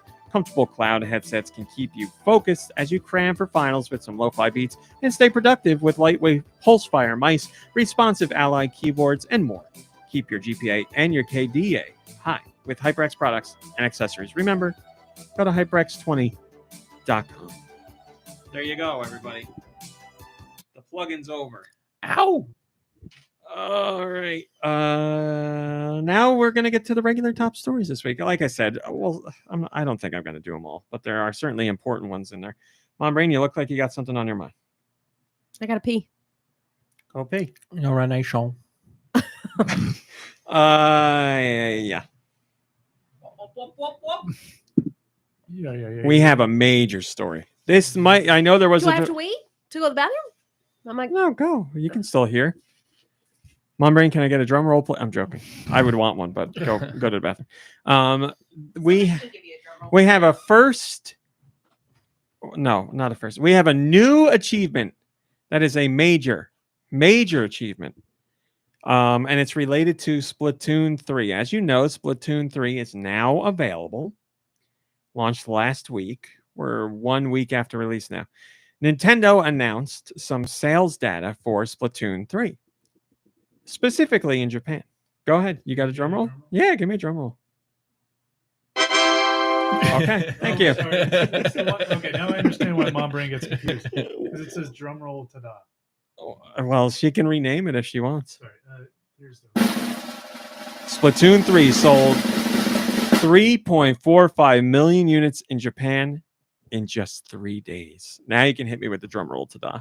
There we go. Why isn't it just ta-da? Probably because they were all grouped in the same folder. 3.45 million units in 3 days in Japan alone. So over 1 million each day, pretty much. Now, how big of a deal is that? Well, let me tell you. It is now the fastest selling Switch game in Japan. You name another Switch game, Splatoon 3 has sold faster than it. Animal Crossing, faster. Splatoon what did I 2. miss? Faster than Splatoon 2. Pokemon, faster than every Pokemon on Breath Switch. of the Wild. Breath of the Wild, faster than that. Mario. Yep. Keep naming them. This is all faster than that. Now, here's how crazy this gets. Did you know you can play Tetris for free Yes, on it's sold faster than Tetris.com? Tetris, Josh. Splatoon 3 isn't just the fastest selling Switch game in Japan of all time. Splatoon 3 is the fastest selling game of all time in Japan. What? Any other video game in Japan doesn't. Final Fantasy, Dragon Quest, no other game has sold 3.45 million units in 3 days in Japan. Unbelievable. It's the new benchmark for opening week sales. Did anybody see this coming? Everybody knew Splatoon 3 was going to be a hit. I don't think anybody said it was going to be this big of a hit. We knew it was going to be number one. We knew it was going to be multi-million. If you asked me if it was going to outsell Animal Crossing, this is what I'd say. Is it going to outsell Animal Crossing? Well, Splatoon is really popular in Japan. It's going to do well, but I don't think it's going to beat Animal Crossing. That's what I would have said, and I would have been wrong. Baby. Would have been wrong. And I'd be like, plus there's Pokemon. I don't think it's going to be Pokemon, but it'll be good. It'll be good. Yeah, but... like beating Pokemon and Animal Crossing. That's crazy. Yep. Remember, this is for the first 3 Like all those days. games you mentioned. And this is physical and digital, but none of that matters. It's the new #1 record holder for the first 3 days in Japan. Where did it end after the week? We don't have the full data to say that, but Nintendo, I'm sure, will say something eventually. But yeah, man, that's crazy. Splatoon 3, best 3-day total ever in Japan for any video game ever released. Kuribo says, that's crazy. Since this came from Nintendo, does this include digital sales too? Oh, it does. Nice. Yes, it does. Nintendo never releases digital sales publicly through like sales tracking organizations, but they will put out the numbers themselves if they feel like it. This relates to Splatoon 3, which makes perfect sense, but also a conversation we had last week where we were talking about people saying, does Splatoon 3 do enough to warrant being a threequel or whatever, blah, blah, blah, all that stuff. So who was this? Washington Post, if memory serves me correctly. Yep, Washington Post spoke to Bill Trinen. We haven't heard from Mr. Trinen. Wow, yeah. I was talking to Bill Trinen a couple weeks ago about Marvel on Twitter. It was me, him, and Rich, who used to work at IGN. They were all having a discussion about Marvel the stuff. Avengers. And we were chatting. And Bill's always said very nice things about our work at GoNintendo. He's a lovely man. B. Trin talked to the Washington Post, and the Washington Post was like, hey, what do you think about these people saying Splatoon 3, does it do enough? Is it warranted as a sequel? Here's what Bill said.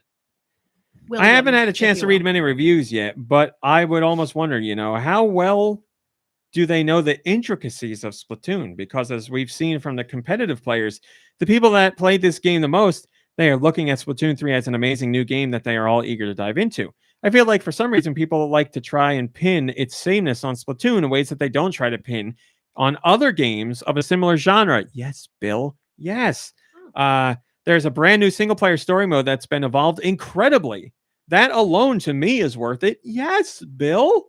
And then I look at the ways that, the new actions like Squid Roll, new abilities and new weapons, they're going to change up the approach to strategy. It's going to change the way you play the game. So what Bill's saying is, look, Splatoon 3's got a brand new single-player game.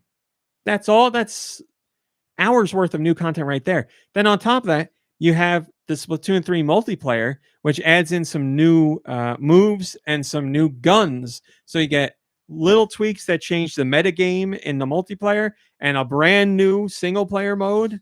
So yeah, it does enough. Bill, I love you, Bill. I love you, Bill. Bill, So you're saying sweet. exactly what I was thinking. So I agree with you, Bill. What do the people say? Zero Revolution clearly got into a fight in the comments, but they have the top voted comment.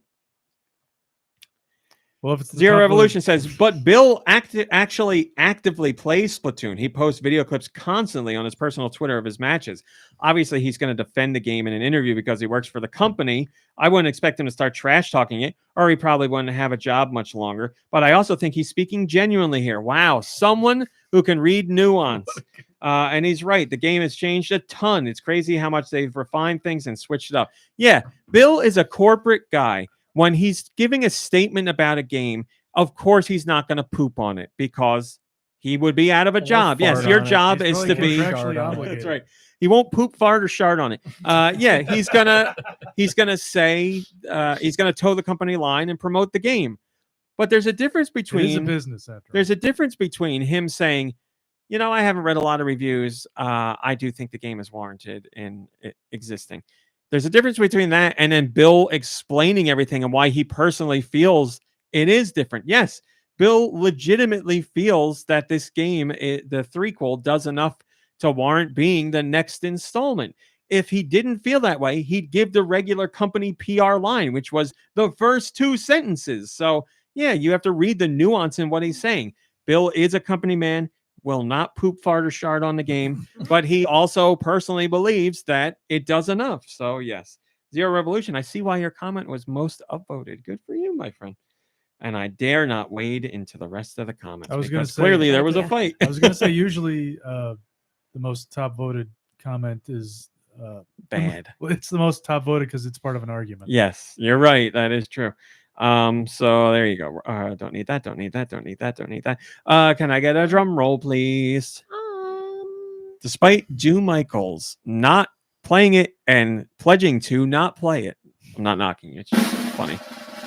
Octopath Traveler has sold 3 million units worldwide. Now we know why they're doing a sequel, because the first one hit 3 million units sold. They even got a fancy piece of artwork to celebrate that. They sold achievement. 3D million units, 2D graphics wide. Can I get the millionaire music, but the question one, like the serious one? No, the serious one. Stressful Jew one. Michaels. The let's see. What we got here? 8. The $125,000 question. What is the graphics engine Octopath Traveler uses? What is it called? This is a millionaire where we don't play multiple choice. HD 2D. Final answer. Yes.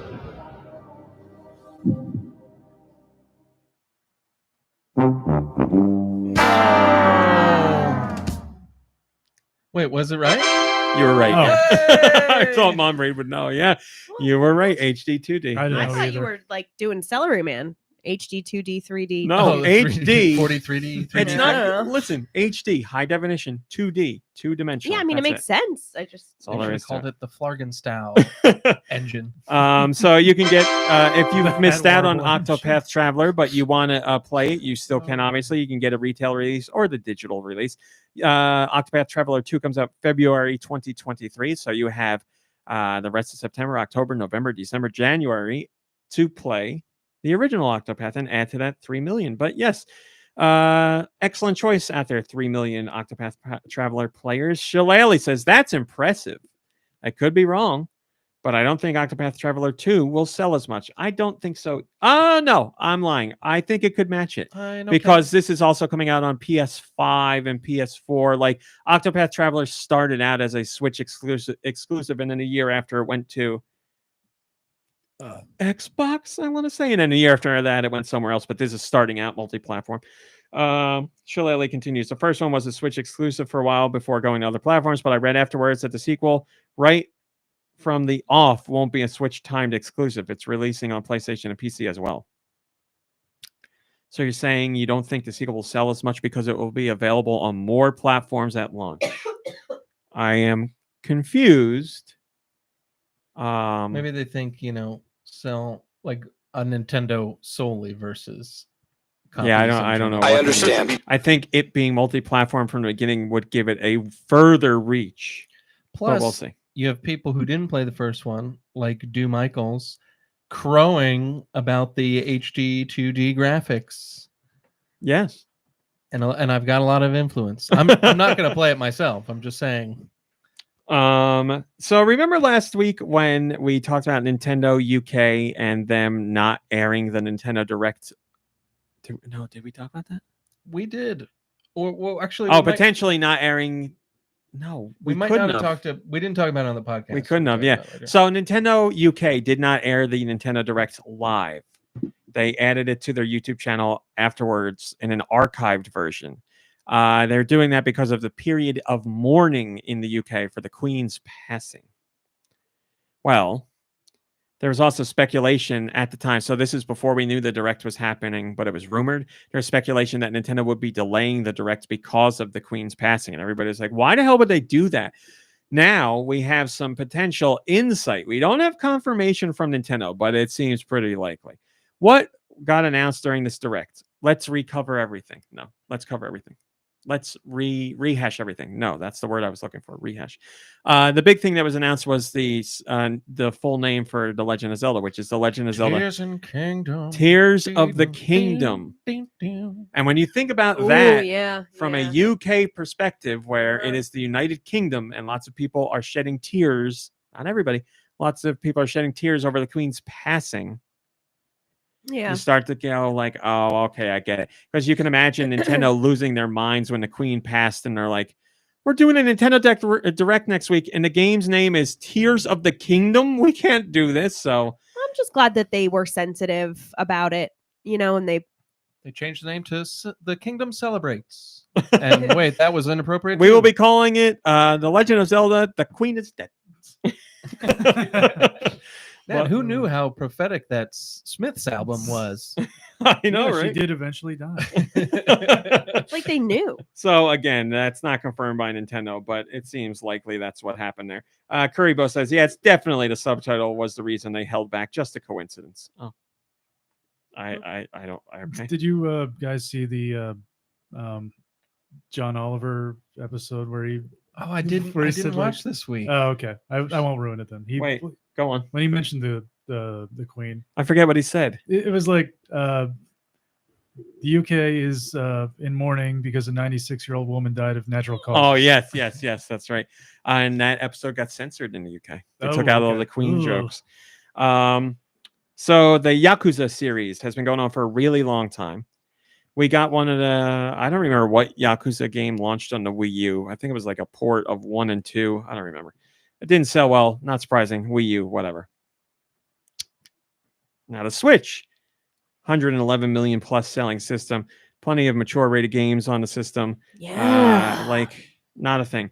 Let's get the Yakuza series on the Switch. No, says executive producer Masayoshi Yokoyama. They say no. Let me read you their reason. And I quote, No. Do we want to put a title like this where we're going around and picking a fight in the world, picking a fight with the world and doing all this Yakuza stuff on the Switch? Well, the game's got a bit of an underground feeling. We still kind of think to ourselves as people of the night. No, let me do this again. We still kind of think of ourselves as people of the night world, right? Like vampires? We don't want to be like walking around the day with everybody else. Like for us, it's kind of showing this kind of underground feeling. I think the underground kind of feeling is what we want to do. So he's saying Yakuza is underground and violent and adult, and the Switch is for families and family friendly. So you underestimate the power. We want to dark keep side. it more. We want to keep that underground feeling. It's the dumbest explanation I've ever heard, but the man's the executive producer of the series. So what are you going to do? Like, whatever. We can't lose that underground feeling. Okay. You don't want to sell more of your game? Fine. Whatever. Most upvoted. Endgamer says it's a fight. Somebody's still upset over Yakuza Wii U versions not doing well in Japan. Never mind, Switch versions of Wii U games sold hotcakes across all regions. Even players that didn't know or care for the Wii U picked up those ports on Switch. There are still going to be those who still believe Nintendo is kiddie, but I hope people will breathe down Masayoshi's neck for leaving money on the table and keeping Kiryu from qualifying to get into a future Smash Brothers game. I agree with Endgamer here. It doesn't make any sense to me. I would say you are leaving money on the table. Yes, I think the Wii U. Listen, you brought the franchise to the Wii U. I respect that. The Wii U was not the place to do it, unfortunately. You're not bringing it to the Switch, which makes no sense to me. It is a huge install base that has millions of people who prove every week that they are willing to try all kinds of experiences and help games reach new heights. And the system has plenty of ports on it too. Like it's the perfect storm. Really think this is a misstep, but that's not his real reason, is it? I mean, come on, that's such a dumb reason. he's making that up to like hide the real reason, right? That's Like, his thing. that's This is how this guy always talks. That's like the dumbest thing. Like, well, you just said it. Your words are as empty as your soul. It's silly. It's all about to the say vibe. a system is it's like it's your game. It doesn't matter what it's played on. Your game is the media that's it's your game. It doesn't matter what it's played on. Your game is the media that's going to be underground. Like if you want it to feel underground, wouldn't it cool? Wouldn't it be cool to be the underground game on a system that you say doesn't have the underground feeling to it? It's so dumb. He's a weird dude, man. Yep. North America, what do we got this week? Let me tell you. Various Day Life, NBA 2K23, Return to Monkey Island, which is on the 19th, so almost, people. Bear and Breakfast, Absolute Tactics, Daughters of Mercy, Accident, Amnesia Later Cross Crowd, Amnesia Memories, Ancora Lost Days. Memories. That doesn't make any sense. It's a game and its sequel. So Amnesia Later Cross Crowd is the first one, and then Amnesia Memories. Oh, so you get your memory back. Maybe. Gotta play to find out. And Ancora Lost Days, Arcade Archives Champion Wrestler. Oh, yeah. Brutal Chase Turbo, Devoured by Darkness, Dungeons 3, Family Man, Four Tales, Gold Crusader, Gunslingers and Zombies, Innocence Island, Jack Move, which I'll talk about later, Japanese escape games, The Mansion of Tricks. I don't know what this is. I've never heard of it until literally reading it here. Kitten's Head Football. Look that up, Mombrain. That seems creepy. As in, like, possessive. What? Oh, kittens. Okay, got it. Last Beat Enhanced, Mozart Requiem, Paddles. Oh, here's a great one. PBA Pro Bowling 2023. You know why it's great? Who do you think you are? I am. He's in it, and he's in the trailer. So, really? Yep. He is in it. Whatever his name is. What's his name? It's not Norm Duke, is it? Now that's the kind of sports game that I can appreciate. Yes. Them, there we go. Getting the actual like players. And they knew what they were doing because I believe the trailer either starts off with him or he's the second guy that they show. So they're like, get him in there. Of course. Would you like me to read the description of Kitten's Head Football? Sure. All right. This is exactly what you think. This is according to Nintendo's website. Football with kittens, but not just that. It's not just a game about cute kittens. They're real players, and you have to deal with them because when these paws are on stadium, passion comes into play. I've gotten enough. Aren't you scared?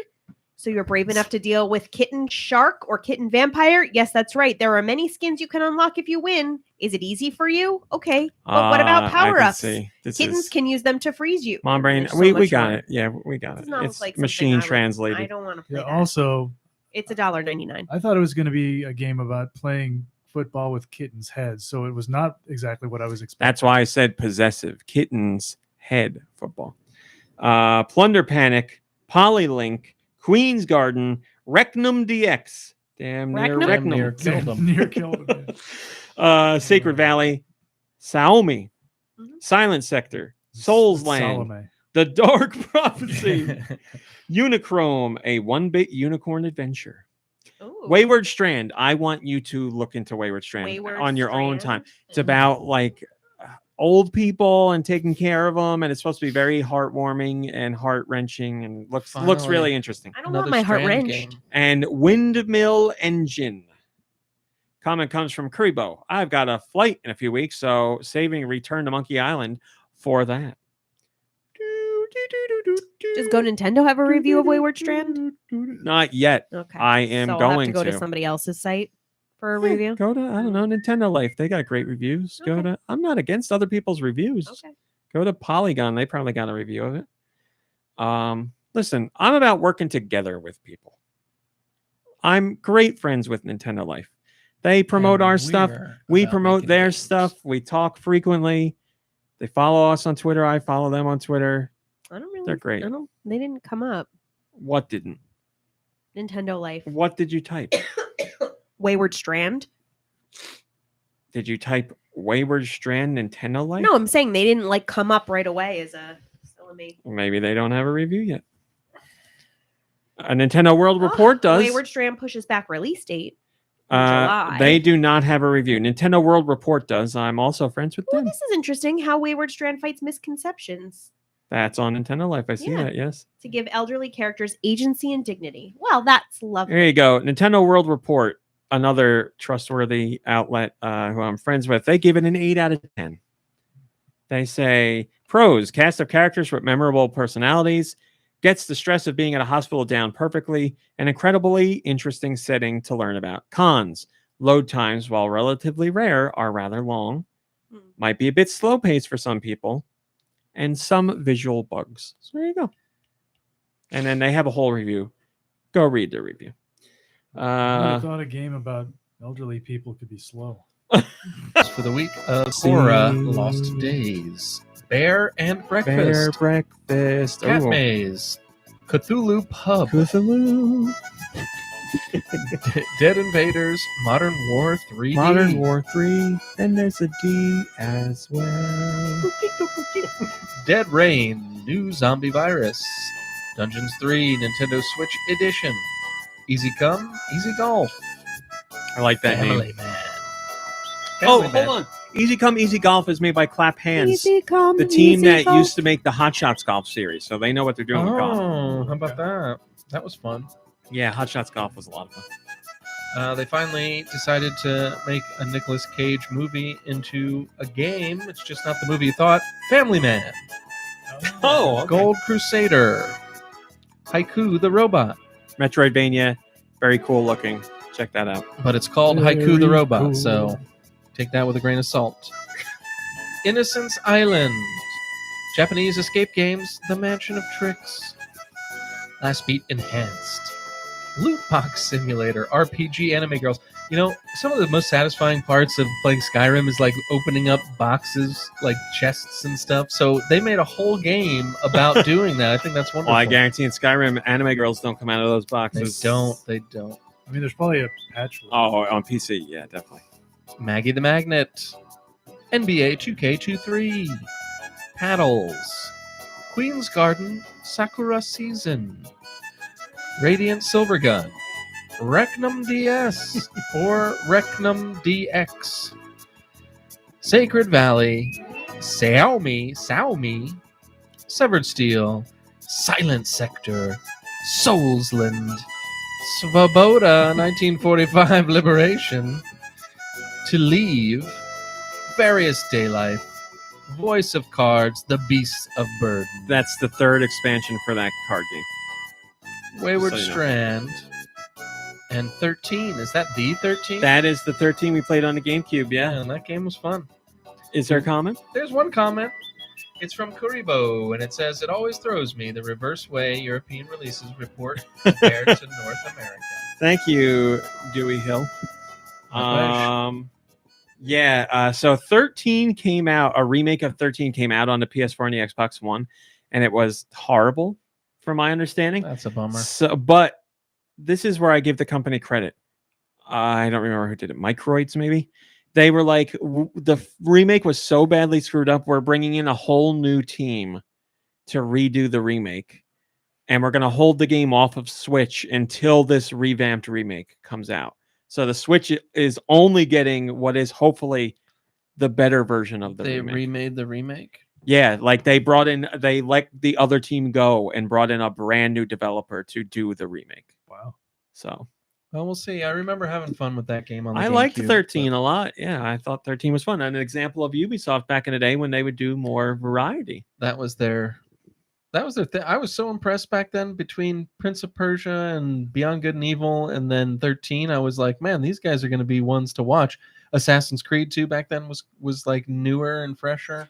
Yeah, like I said, they've fallen down the rabbit hole of Tom Clancy and Assassin's Creed mostly. They sprinkle in some other stuff there. We got new Genesis games if you're a Switch Online expansion pack person. You are, due. Jesus. If you hop on your Switch Online expansion pack Genesis app, you now have 3 more games to play. ALISIA Dragoon, which I'd never heard of. It looks like Super Castlevania 4, and everything I read from people was like underrated gem. classic. People should play this one. Not a lot of people know about it. I'm interested in this. I watched the footage and I was like, this looks pretty good.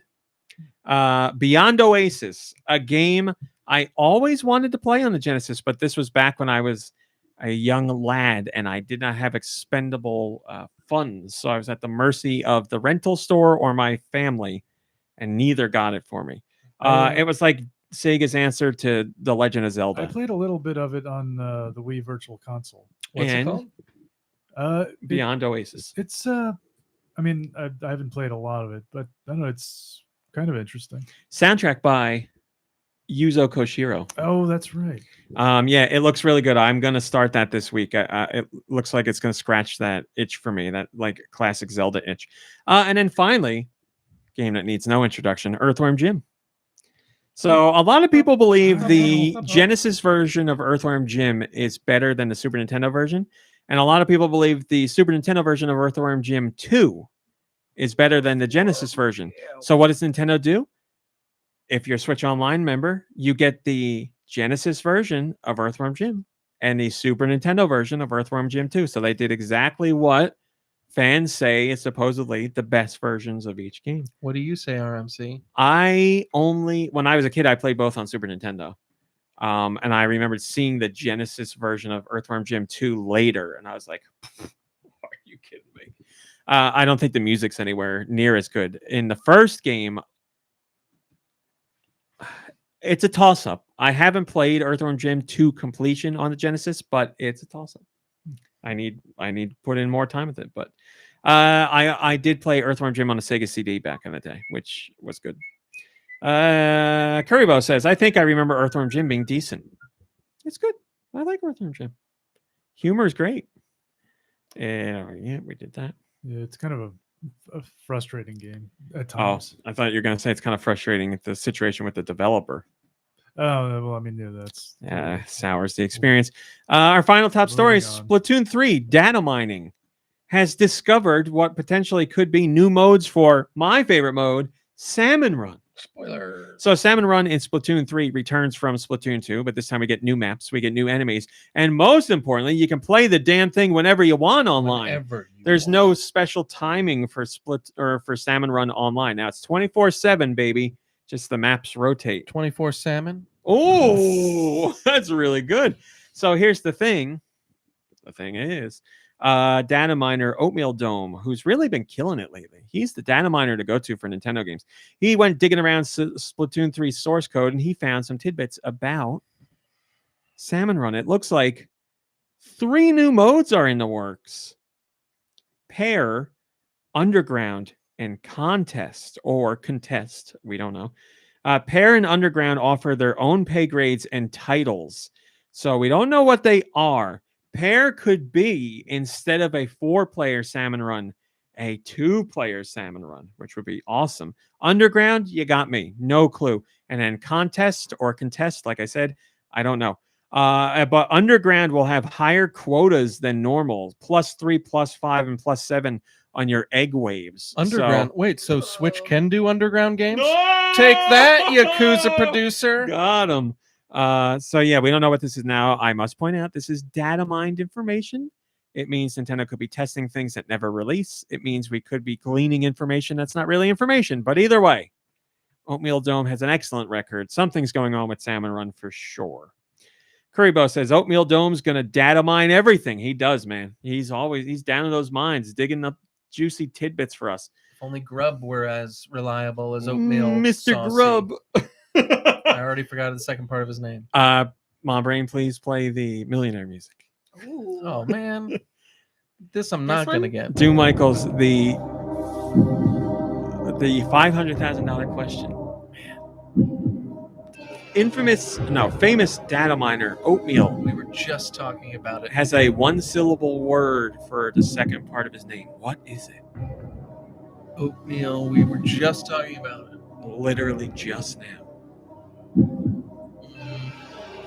Oatmeal. Would you like to phone a friend? Is that possible? Yes. Who's your friend? I want to phone Kirby. All right. Let's see if he's here. You're actually calling him on the phone.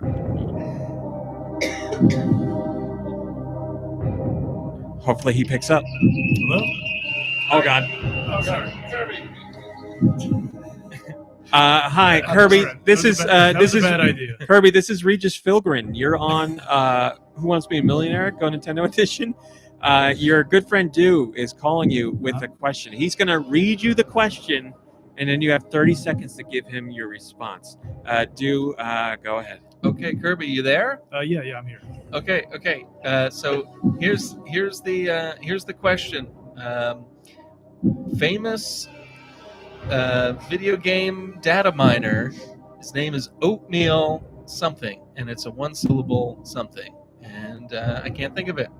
I was gonna say 3D HD, but I think that's he has wrong. 5 seconds left. Oh God, Oatmeal Dome. I'm gonna go with Oatmeal Dome, Revis. Revis. Oatmeal Dome. Final answer? That's my final answer. Good luck. Thank you. I wish you the best.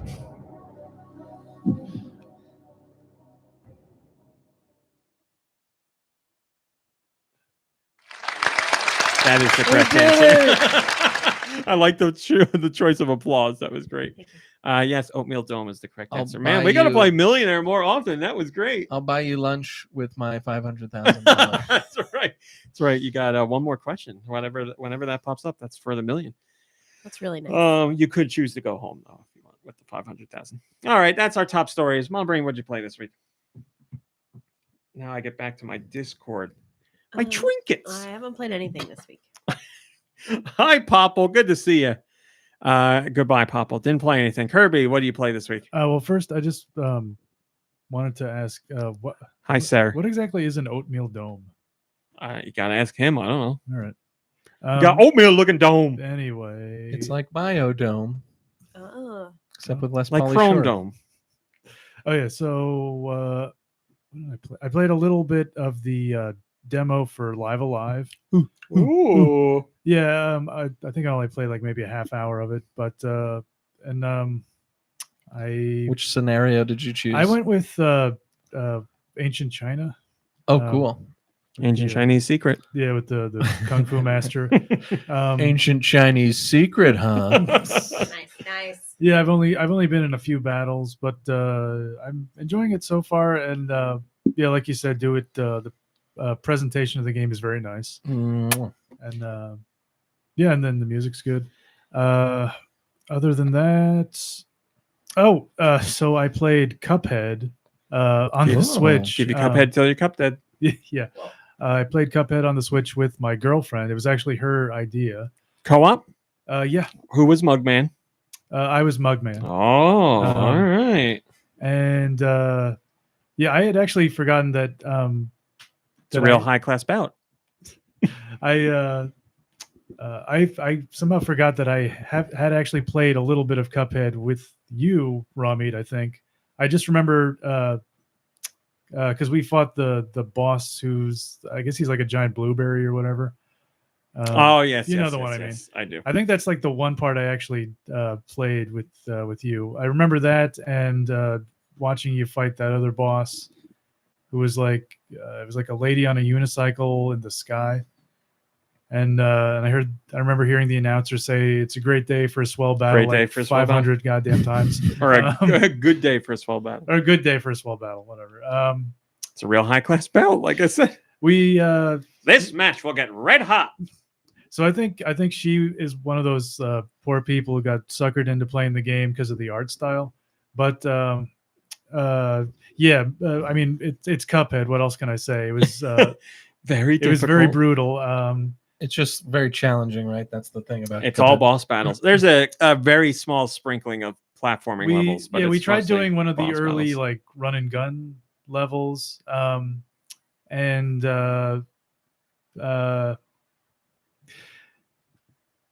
we weren't. I think the thing is when you play those levels like co-op, it's a little distracting because you've got like another thing on the screen to like try and keep track of. It is a lot, and you're just trying to work together to survive all the way through with another person, which just makes it that much more difficult. It's not to say that she was like playing any worse than I was, like, but yeah, I did manage to get through that one level on my own, and I got like a B-, which for me, as far as like Cuphead, I felt vindicated. And I was like, top of the world. Yeah, I was like, I don't have to play this game ever again. I feel fine with my progress. A great slam and then some. They're not. Those aren't really the kind of games that she's usually into. But I guess we did have we had an enjoyable okay time, even though I was like very frustrated for most of it, and I was yelling a lot. Oh, that's Cool Cuphead. White Rag. Yeah, sounds right. I think that's it. Yeah. Okay. By the way, I never ask the chat what you've been playing. Tell me what you're playing, and I'll read it at the end. I promise. Deux, what have you been playing? I've been playing a little bit of Skyrim. Still. I'm the head of the Thieves Guild. I'm the Archmage at the College of Winterhold, and I've got over 450,000 gold, and I'm just like the best smither, enchanter, sneaker, arrow shooter. I believe it. So, and I'm not adopting any children, so take that. But yeah, fun game. I'm actually starting to move a little bit through the missions now. And I'm trying to retrain myself because I have a very specific loop that I've talked about before. Trying to retrain my brain to like not worry about looting stuff because I don't need to anymore because I've got so much gold. But there's just something fun about the loop that I've created for myself with going and searching everything and getting like, it's like, you don't need this stuff, man. Like, stop, just go and do the mission and get out and you'll be fine. And like, it'll be amazing how much progress you can make. And like, I did that for like a mission and it was great. And like, but if I let my guard down subconsciously, and a lot of my video gaming is to escape and to be like, not in my own head, I guess you could say. So like, I would let my guard down for a second, and before I'd know it, I would be like over encumbered with like all this junk that I didn't need. And then I'd spend 45 minutes going to different towns to sell it. So anyways, hi Khufu the mummy. Still having fun. Also branched out a little bit and played some of that Splatoon 3 this week. Hell yeah, baby. And, the same thing happened to me with Splatoon 2. I wasn't interested. I'm not interested. I'm still not interested. Like, talking about it now, not playing it, not really interested. I'm interested in this.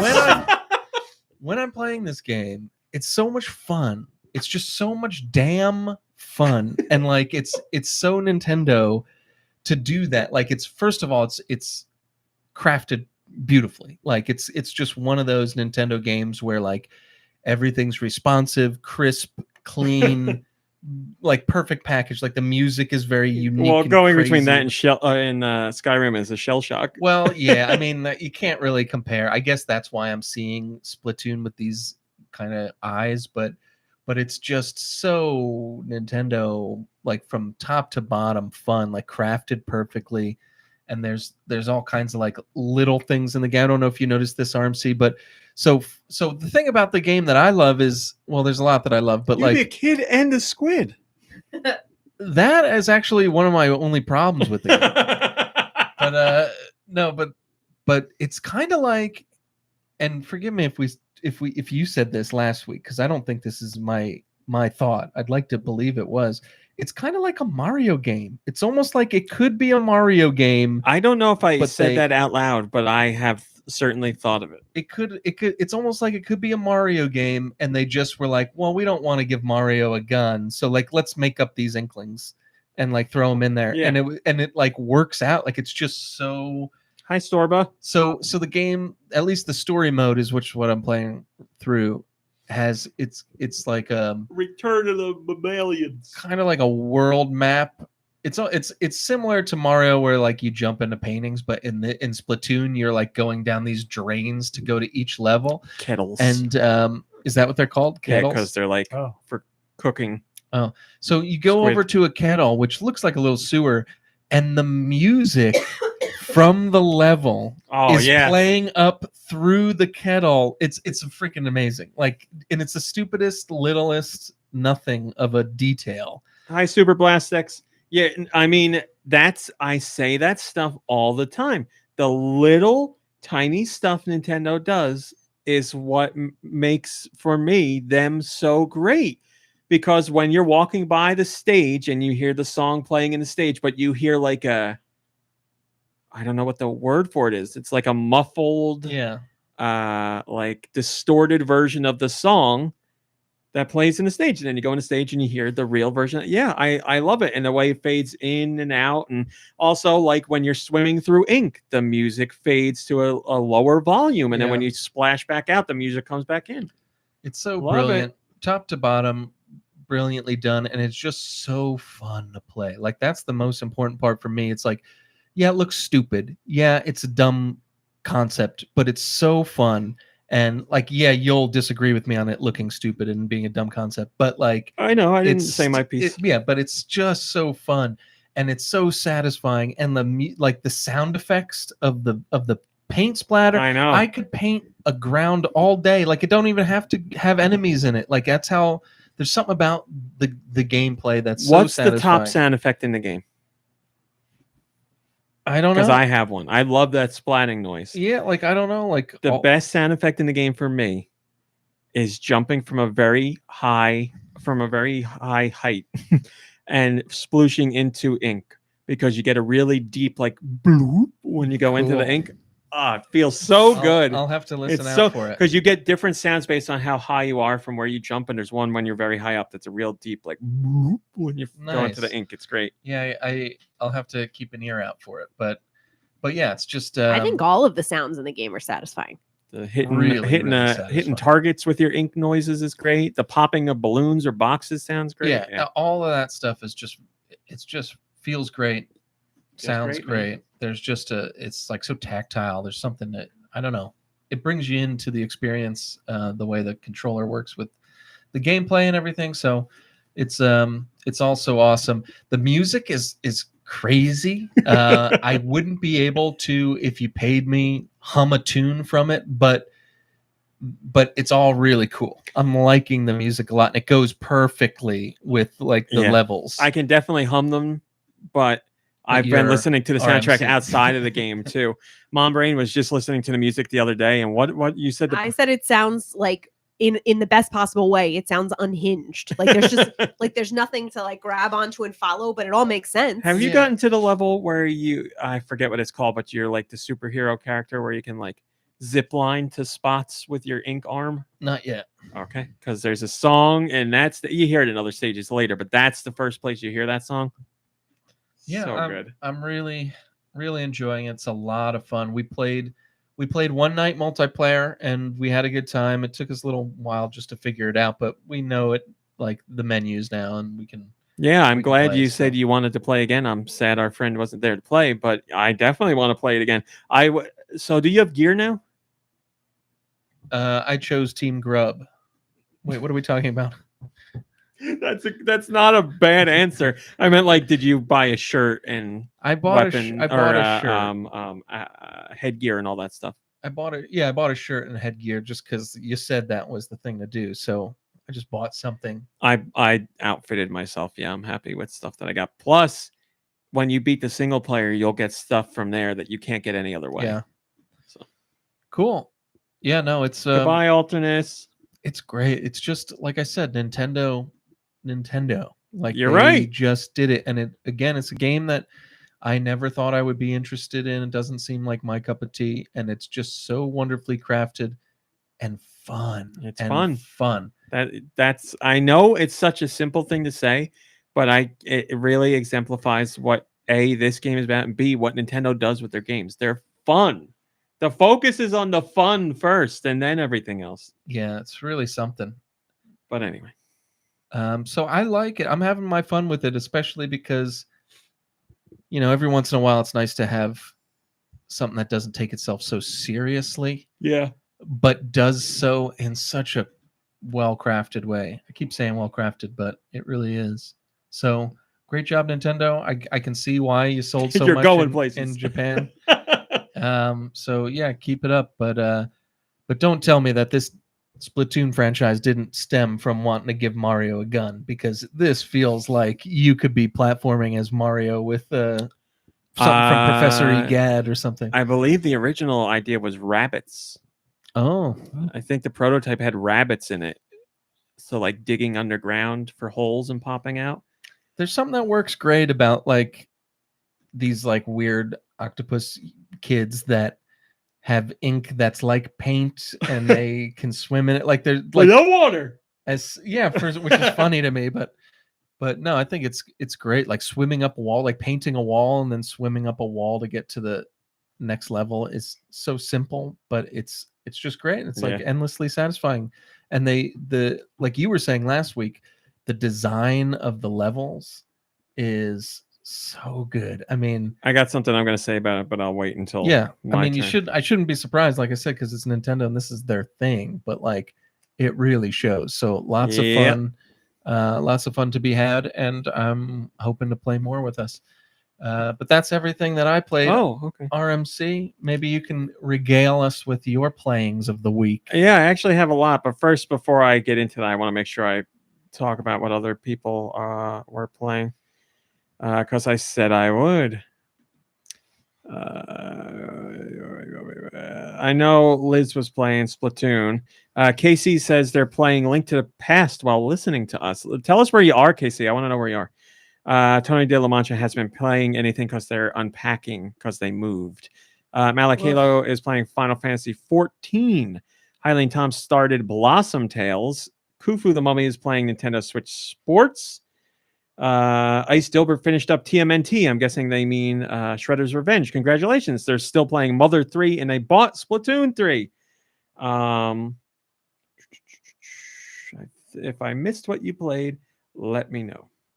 So what have I been playing? I'll go right into Skull Woods, says KC. That's where they are. Oh, Storb is playing Bayonetta 2.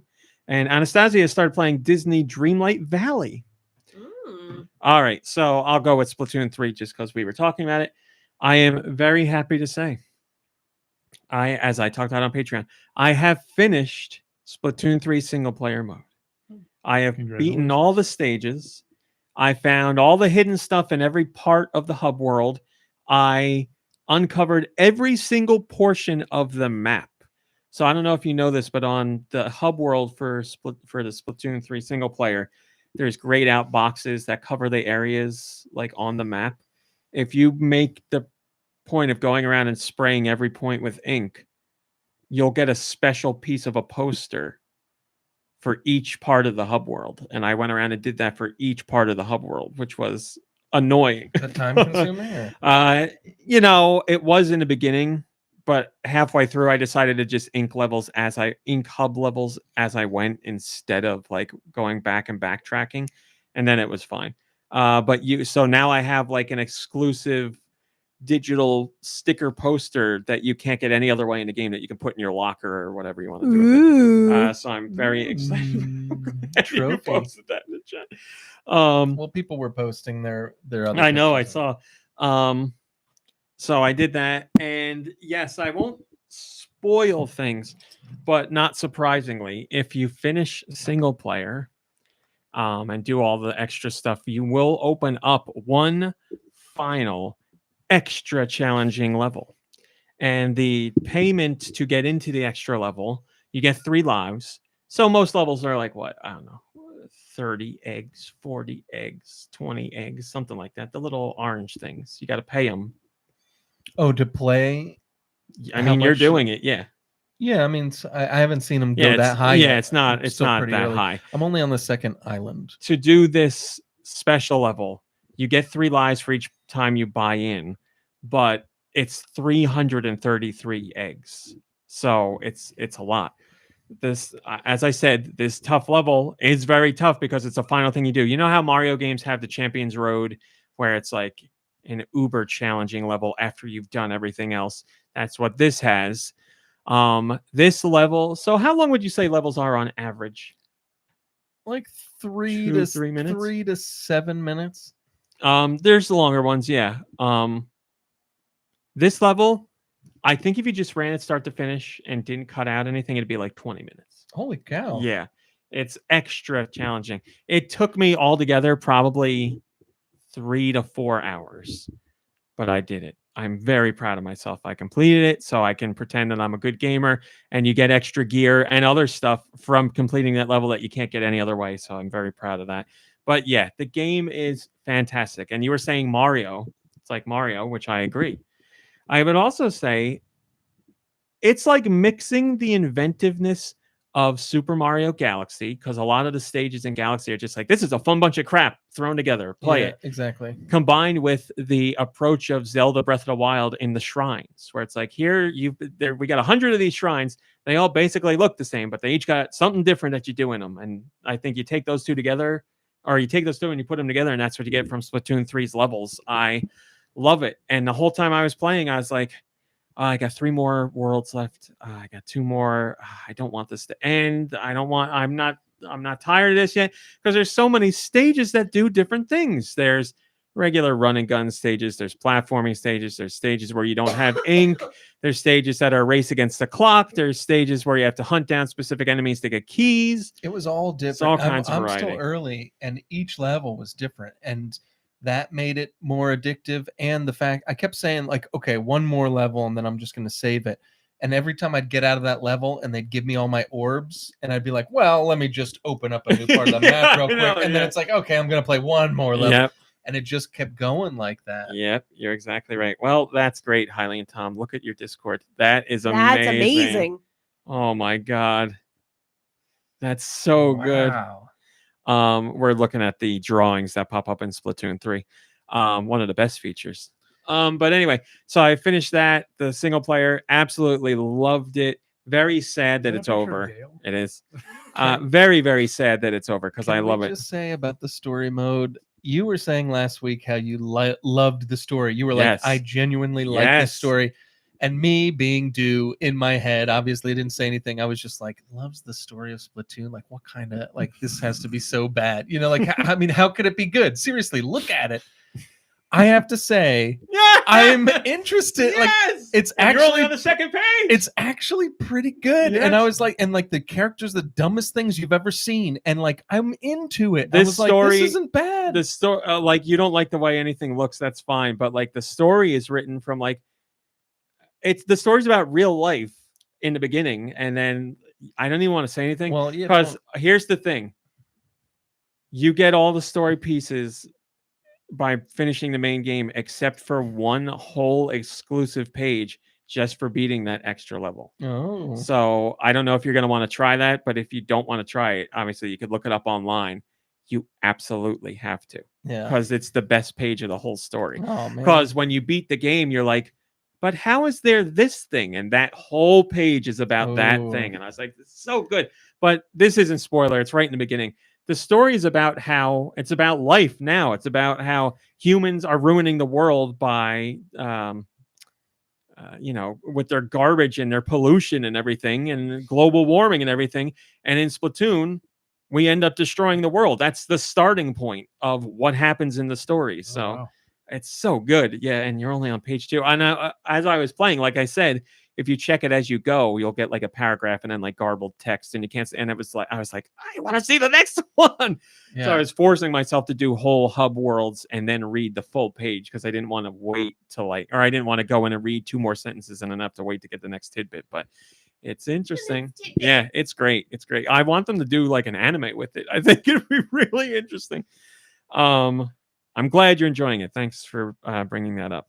Again, it's just text and a couple pictures, but it's good, man. Oh my God, this one's even better. We played online, as Deux said, and we had a lot of fun there. Now, Blueby, there's nothing cringe about inking the base, and they look like squids. Holy moly! Here you go. I mean, I couldn't draw like that if my heart It's depended on Hank Hill and Bobby Hill as squids. Blueby.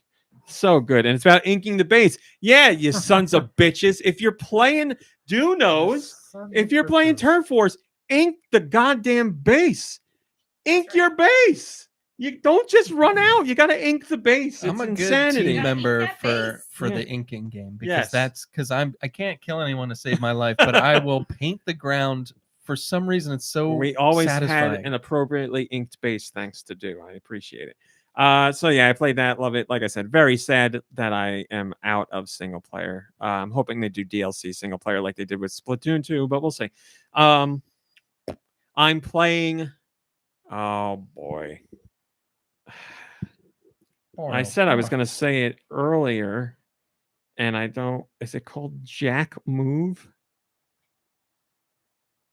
Jack Move. Yes, I'm playing Jack Move on Switch. Hi, Jack. It's a JRPG. I don't really know if it's a JRPG. It plays like a JRPG. Sure, bug. And it's about the future. And okay, so here's the thing: music is awesome. I love the visual style of the game. I'm down with the RPG mechanics. It's great. Interested in the story. Somebody gets kidnapped. You're finding out what's going on with them. I love all the parts of the game. My only issue is the game is like very much like techno, cyber noir, or just techno and cyber and like internet and all that stuff, which is fine. Cyber. Love that setting. But all the terminology when you're battling goes to the nth degree with all that. How you doing, Choom? No, it's like, well, yeah, kind of like that. But it's like, Johnny instead of Silverhand. magic, it's called, it's all like real life technical terms. So it's like use your battle chips in the ROM chip to open up the bytes for the internet hacker so That's they how I can felt watching modify the code. Neon And I'm Genesis Evangelion. It's like, oh, they're talking tech speak that I don't understand any of this. So I'm like, I get all the mechanics here and I understand everything, but using all these words to describe them just makes it more frustrating. Like I'm like, I got to learn a whole new language. Yeah. It's fine that some of that's used in there. I get it, but like, you're not going to break my immersion if you call magic. It's fine. Magic. I get it. Like when the characters are talking about it, I have them call it a program or whatever you want to call it. I don't care. But the game is great. The game's really fun. The battle system is a lot of fun. Music is cool. Like I said, I'm still early on, but I'm playing that. I'm playing it for review, obviously, and I'm really digging it. Dew reminded me last week that I forgot some of the games I played and I didn't talk about them, so I'll talk about them now. I played Rumbleverse, which is the free-to-play battle royale wrestling game where you like elbow drop people off the roofs of buildings and do Hurricane Ranas. And it's a wrestling game. You build your wrestling character and you go out and wrestle in a battle royale. It is a ton of fun, but it is challenging. People are very good at it, and I think I need a team there to have a better chance. I made it to the best I did was like, it was 45 players per game. I think the best I did was 7th. And like, that was when the circle was very small at the end and everybody's like really going nuts, like doing all kinds of wrestling moves on each other. And you're in a very tight spot. So, but it feels good. It plays great. So it's like a battle royale where the map gets smaller and smaller, but you're just wrestling in an open world map. Yeah. But the map in general is much smaller than Fortnite. It's like, take one location and take 2 locations of Fortnite. That's about the size of the Rumbleverse map, but they change. So one is like a highway and a cityscape. And you can obviously like kill people, like defeat them, and you kill them by wrestling. They have like a health meter that you take out, but you can get shield and get extra health. But there's books all over the place that have different wrestling moves, and you can carry 2 books at once, or you can learn 2 special wrestling moves at once. So you have to find the books and read them quickly, and you'll learn a new move. Canadian Destroyer and a Hurricane Rana. What a weird concept. And the moves have different levels, like in Fortnite. So like a green Hurricane Rana is worse than a blue Power Bomb or whatever.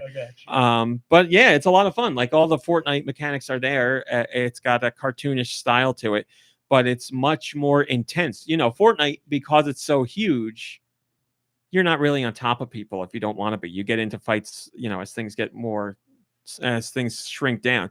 The map is small enough that you're going to have people around you. You're not really going to be, you might be a little bit on your own. You can't hide in a bathtub. Yeah, there's no hiding in the bathtub. But I can't tell you how satisfying it is to see like 3 people fighting on the ground and you're on the top of a skyscraper and you just elbow drop. And the further you drop, the more powerful it gets. You just hit the ground and explode everybody. It's so great. It's just fun doing all the wrestling moves. It's a lot of fun. I really like it. I want to try it with friends. Another one I want to try with friends is I got a Discord message. I got to check. Dead by Daylight. I downloaded Dead by Daylight a million years after it's out to finally give it a go. And we only tried it with friends. It was 3 people playing all together just to learn mechanics and stuff like that. But it was good. We had fun with it. Dead by Daylight is the same as Friday the 13th. Obviously, Dead by Daylight came first. One person is a killer. The other ones are trying to survive. The other ones Asymmetric are Dead by Daylight. multiplayer. Yeah, it's pretty much the same exact thing, but it's a lot more variety, which is what Friday the 13th is lacking because they couldn't update the game because of the lawsuit. But Dead by Daylight has a ton of famous murderers and murderers that are of its, unique to the game. And that goes for survivors as well. Survivors from franchises, like Stranger Things, or survivors that are from the Dead by Daylight universe. I don't need to talk about it. You guys know about the game. It's been out for 6 years. I'm playing it. Or I played it and I liked it. Want to try reference. The only other thing I'm playing, I can't give you a full review on, but I can talk about it. I was lucky enough to get an early access copy of Shovel Knight Dig. So there's Shovel Knight Pocket Dungeon, which was a puzzle game, which for me, I did not enjoy. I was sad. I really like Shovel Knight, but I didn't like this puzzle game. Now, Shovel Knight Dig, it's so good. It's so good, guys. It's a roguelike. So it's like Hades in the sense that you go on a run, you're trying to get to the end in Hades, you die, you level up stuff, you go back in. That's exactly what Shovel Knight Dig is, except you're digging down into the ground and you get to certain levels and you fight a boss and then you continue downwards. You die, you go back up top, you buy things to upgrade what you can do, and then you start to run again. Levels are randomly generated, although they each have a theme. It's amazing. It's done by Nitrome, which is a developer that specializes in 2D games. This game is absolutely gorgeous. It's such a nice looking 2D game. Everything is beautifully animated. The art style is really cool. The colors are gorgeous.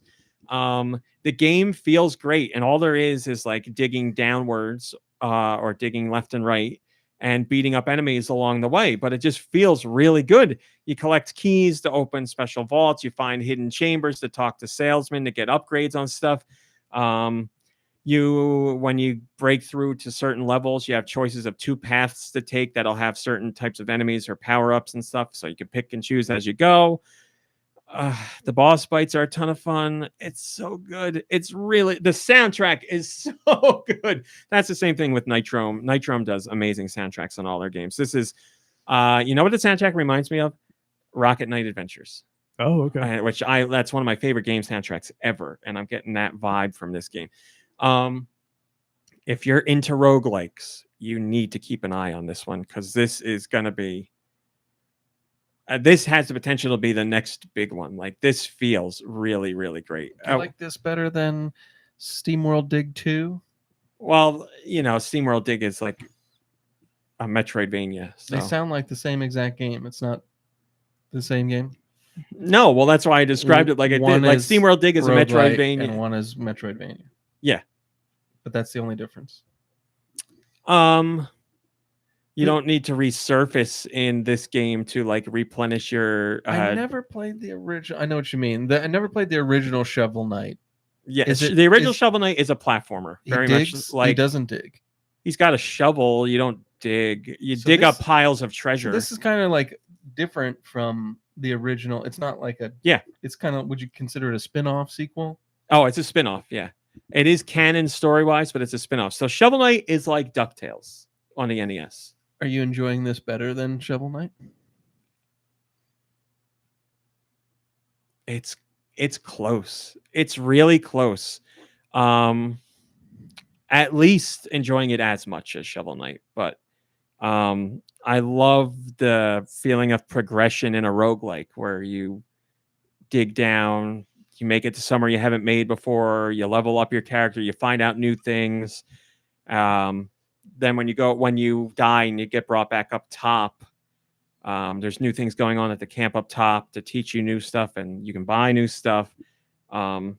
It's so addictive. Every time when I thought I was gonna stop, I was like, I'll do one more run. Like Hades, you're like, I'll go in one more time.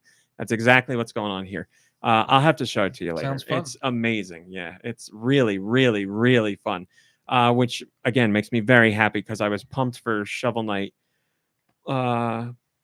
whatever it was, Puzzle Dungeon. I don't remember what that was called. Dungeon Keeper? I don't remember. That puzzle game. I was very excited for it, and I ended up not Puzzy liking Dungy. it. Huh? Puzzy Dungy. Puzzy Dungy. Mhm. But this, yes. If it was on your radar, then it should definitely stay there. If it wasn't, then it should be. That's what I played. Okay. All right. Now we got questions. Send your questions to goninpod@gmail.com. Where? Goninpod@gmail.com. They can be about video games. They can be about Nintendo. They can be about video games in general. They can be about whatever the hell you want. Whoa. Gecko Kitsune says, hey, is pod team, is there a word you have trouble pronouncing or used to? Mine is femininity. It usually comes out as, it auto-corrected to the correct, because he spelled it wrong, obviously. So I don't know how you used to say it. Damn it. It auto-corrected. He Probably used like to say femininity. He used to say it incorrect. Femininity. Anybody here have trouble saying? I mean, I do all the time, but I have this like, it's not that I say it wrong, it's that I use the wrong word. And I've done it multiple times. Where I say faux pas instead of faux pas. Nice. And I know it's wrong. Like, it's not like I think that it, it's just that it comes out and that's it. I mean, it happens. The ultimate faux pas. That's, yeah. So now watch, you're going to do it. And it's going to be embarrassing. You'll have. Yeah, I can't think of a word that I have tried. I know there are some. Yeah. Well, I mean, raw meat, I know you struggle with peripheral. Never. Never happened. I say it correctly now. Peripheral. That's it. Did it. No. How are you supposed to say it? Nuclear. Peripheral. What? It's a peripheral, right? Yeah. Isn't that what I used to say? No, you No, said you would peripheral. say peripheral. Oh, so I'm still saying it wrong. Yep. Peripheral? Yeah. Peripheral. Oh, okay. I mean, you might Well, that be able seems to say easier. it both ways. but- Peripheral. No, I can say that easy then. I thought I was supposed to say peripheral. No. All right, peripheral. Then I was still saying it wrong. Okay. Thank you for bringing this up. Great job. So it wasn't that you were intentionally mispronouncing it because you didn't know what the actual word was. No, I thought I could have sworn in my head. Sorry, I was answering a Discord message. I thought for sure that I had been corrected to say peripheral, Okay. but I was wrong. So peripheral, no problem. I can do that. Look, I said Mario for a long time, and now I say Mario, no problem. Peripheral, I got it. Cool. There's a word, and I'm trying to think of it. I don't remember what it is though, but it's one I always. There's one I know I constantly have trouble with, and I'm blanking Just on it. recently taught you a word. I was like, you don't know what that means? Whose horse is that? What word? I don't remember. About when was it? I remember the word alighted. I said something about something like a bird alighted, and you were like, that's not a word. And I was like, it sure is. Alighted? I don't remember. Yeah, like take off. Worcester. Yeah, Worcester's. Worcestershire sauce? Worcestershire. Not good at that Worcestershire sauce. Yeah, that's a tough one. Well, I'm sorry, I'm blanking on whatever the word was, but I know there's something. I'll try and think of it. My uncle says remember instead of remember. one. Mm-hmm. That's just flat out wrong. I say Valentine's Day. Is that bad? See, it's not bad because I feel like that's what it should be. It's Valentine's. It's It's the time for my Valentines. Valentine. Yeah. The time of the Valentine. The time of the Valentine. Yeah. All right. We also have a Patreon question. Did you know you could join the Patreon For $1. Thank you, Billy. Also, they should call it a crumst instead of a crust. Totally. Because What's it's made of delicious? crumbs. Well, DiGiorno makes that new crust that's made out of croissant. Oh my god! I feel like that should be called crumst in particular. That should be called no, thank you. A delectable crumst. I just I don't know think- why that's a no thank you. Because it's too buttery. This pizza's too buttery. And like a Yes. croissant should just be its own Yeah. thing. No, see, DiGiorno's right because I know I'm on the wrong team here. I know I'm going to get thrown under the bus for this one, but crust on pizza sucks. I don't care about crust. I'll throw You're it away. wrong. I don't give two sharts about it. Stuff it Do with something to the cheese. crust to Stuff make it it better. with Stuff it with cheese. Stuffed Turn it crust into a is croissant. absolutely delightful. But I just Oh, I dropped my croissant. There's a vine for you. Yeah, do something to it. It's wasted space. The crust is a handle. The pizza handle is not interesting I to really me. love a crust. I'm sorry. Crust is actually pretty important. That's why Domino's was like inedible for so long because they had like the worst crust ever. What are you considering crust? The back or the hole underneath too? Well, it is the All hole of it. underneath, but like I get when we're talking about pizza. It's the thing that they put the sauce and the cheese on top of. Yeah. But if you're saying like if somebody's like point to the crust, you're gonna point to the stupid part at the back. Yeah, I mean that's like the first part you're gonna. And we're saying stuffed crust, it's the part of the back. I think the underneath is something else. Okay. What do you call it? I don't know. It's the crust. The Well, crumbs. it's obviously, like the part like around the pie. That's the part of the crust you're gonna like taste the most of. Yeah. Well, I'm team croissant crust. I want to try it. I was gonna say this Patreon question comes from someone with a fantastic name, Robert Rose. Ooh, that is a great name. Bobby Brother Rose. of Sir Richard Rose. That's what I was thinking. Longtime listener 808 here. So happy that the site and podcast are back. And also happy to join the Patreon for the low price. For $1. For $1. I've lived in Hawaii all my life, and even though it's really expensive here, I couldn't imagine living anywhere else. It's also obviously a huge tourist destination. And I'm curious if anyone on the podcast crew has ever been to Hawaii for vacation. If so, what'd you do? If not, are you interested in doing so someday? Keep up the great work. I have not been to Hawaii. Would I like to go? Yes. Why? Because I saw a picture of a Pizza Hut there. So He'd like to meet the king. He would like to meet the king. I want to meet Mr. King's Hawaiian. Yeah. I want to eat at that Pizza Hut. I'm not really a big beach person. Don't really care about volcanoes and don't like outside. So that takes away what most people like about Hawaii. So yeah, Pizza Hut and King's Hawaiian. That's so funny. I guess they're just called Kings there. King's rolls. Yeah, they don't have to. Yeah. Anybody here been to They Hawaii? just call them rolls. Yeah, I've been to Hawaii. I was like 13 and went with my family. We went to Oahu and the Big Island. My dad was stationed there during Vietnam, and he wanted to go like visit his old army base. Oh, so we went and he showed us around and stuff. It was like pretty interesting, and it was cool to see where my dad was back then, because like he was a good basketball player, and during the war they were like I guess he was in the army, and they were like, where do you want to go? Like write down. This was apparently like right before the war popped off, and like they gave him like a list, and they were like, write down 3 places you want to be stationed, and he put Hawaii as number 1, and then I forget what the other 2 places he put were.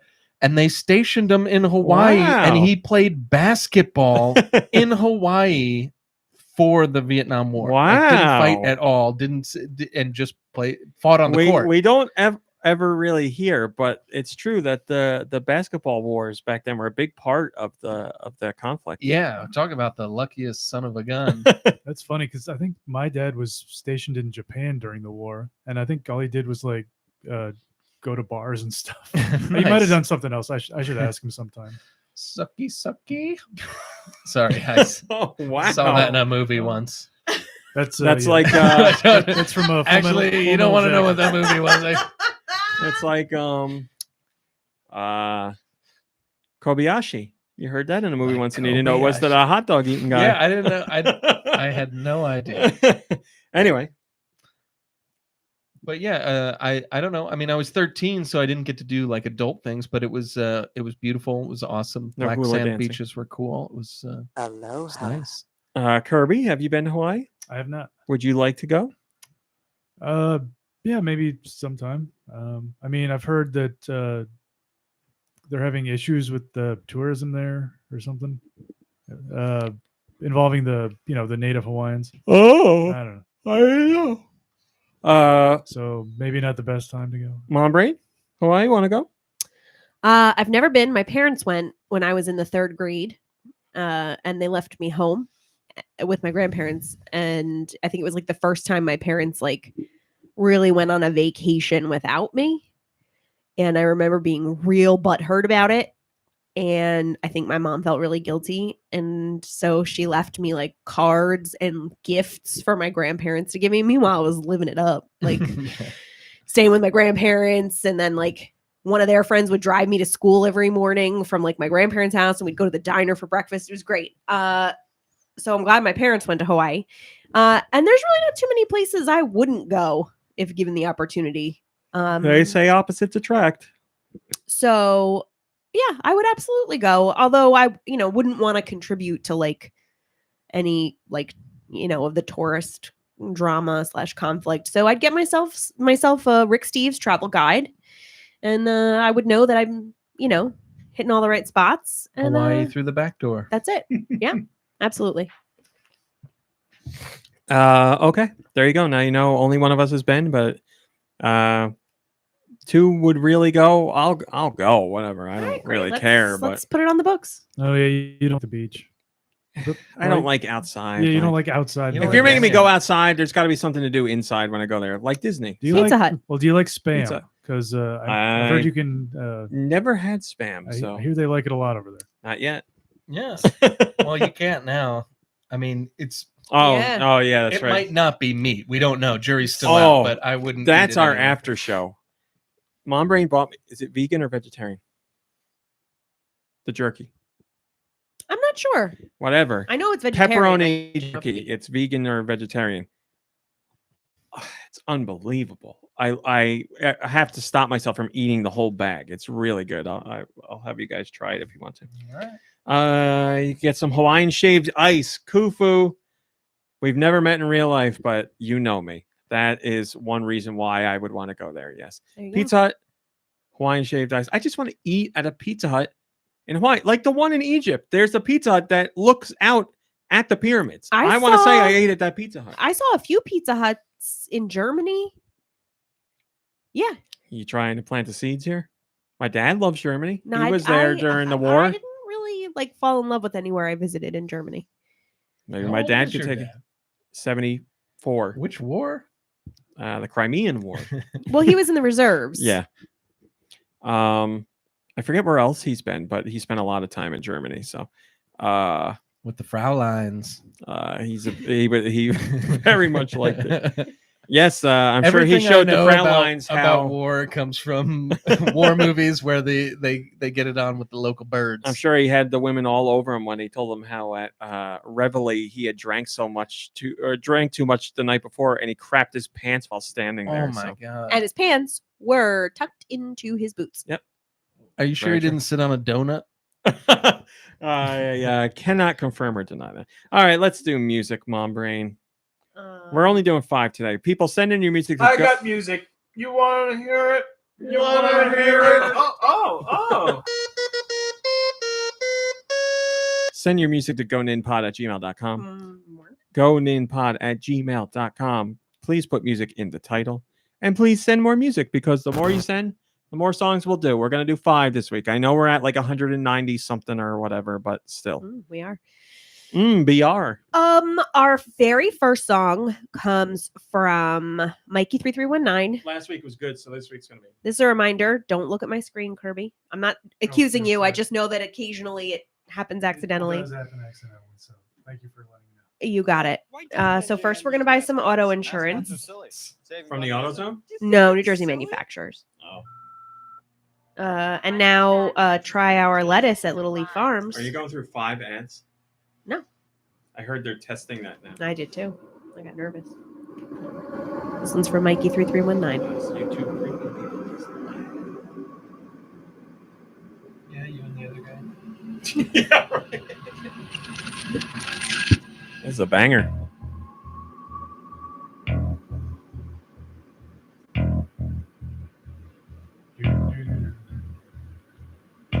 Seems like something you would know right away if you heard this.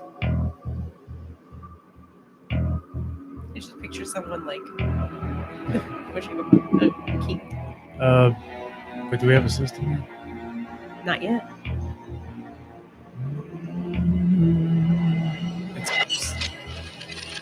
It's starting to sound familiar. You want me to move it along a little? Sure. I don't know. It's kind of scary. Yeah, it's familiar. I know this. I think you do. What system? 64. Yeah, I thought it was 64. Oh, is it Nightmare Creatures? It is. Hey! No wonder it sounded familiar. Great job. And Mikey33119 did hope that Kirby got. I could get it. never decide if I liked Nightmare Creatures or not. It's I think I remembered like I enjoyed being able to like pull off the the special moves where you would like cut off enemies' limbs and stuff because it was like the N64. I wasn't really used to seeing that level of gore, but it's probably like I'm assuming it hasn't aged very well. I mean, yeah, I guess it was popular enough to port over to the 64. They did a sequel too. I'm pretty sure I beat it too. So long story short, Kirby's saying bring back Nightmare Creatures. Yeah, all I remember doing is like running through like foggy like back alleys and like hacking up monsters and stuff. It's like Bayonetta, same kind of thing. This one comes from. Or not Bayonetta. I'm sorry, I meant Blood Rain. Oh yeah, it's very similar. To yeah, I guess it's a pretty good comparison. This one comes from Jess I. Blood Rain is sexy.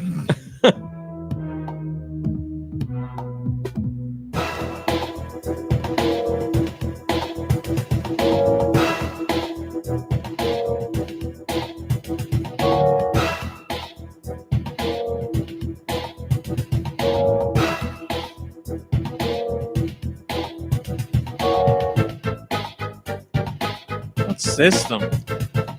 Nintendo 64.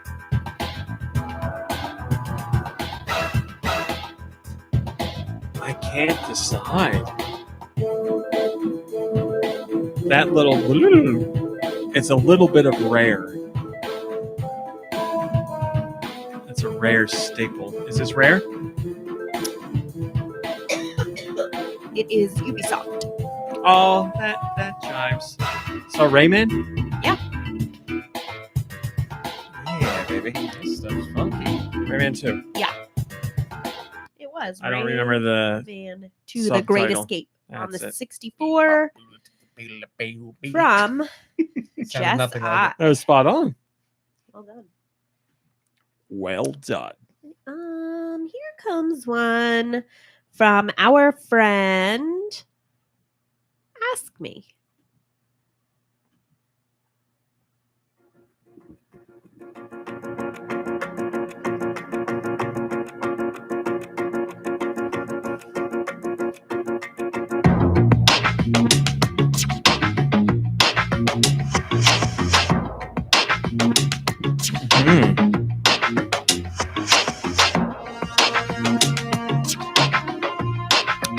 I don't even know the system.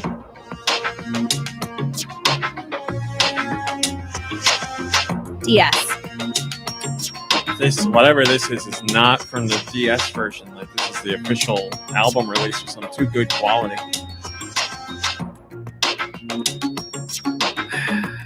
First party? No. Well, the DS library is so huge. That piano noise. That piano noise. Is this Ubisoft as well? Yeah, she said it was. I don't know.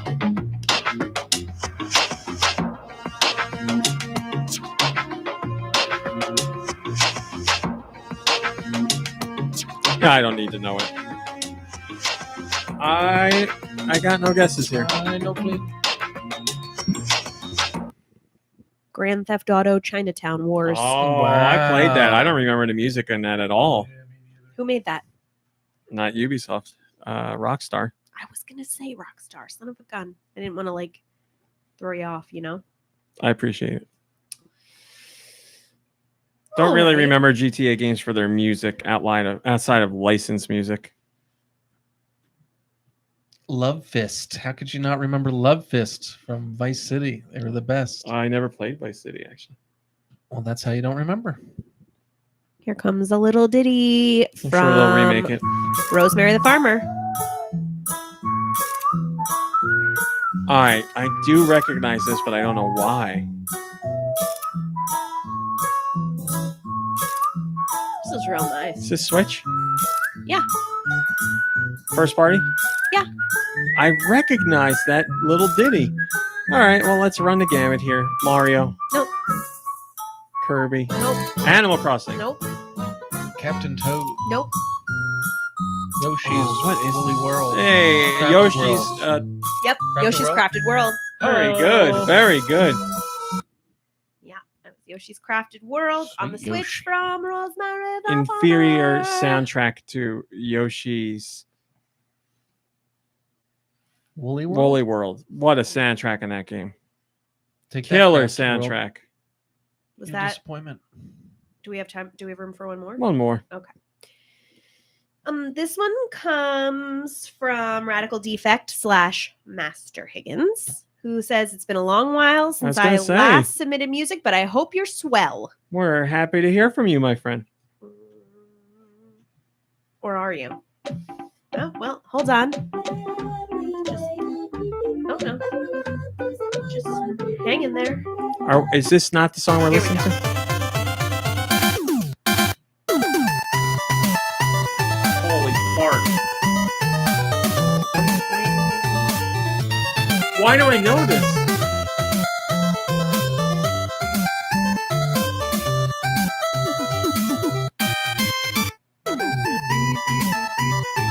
Nice.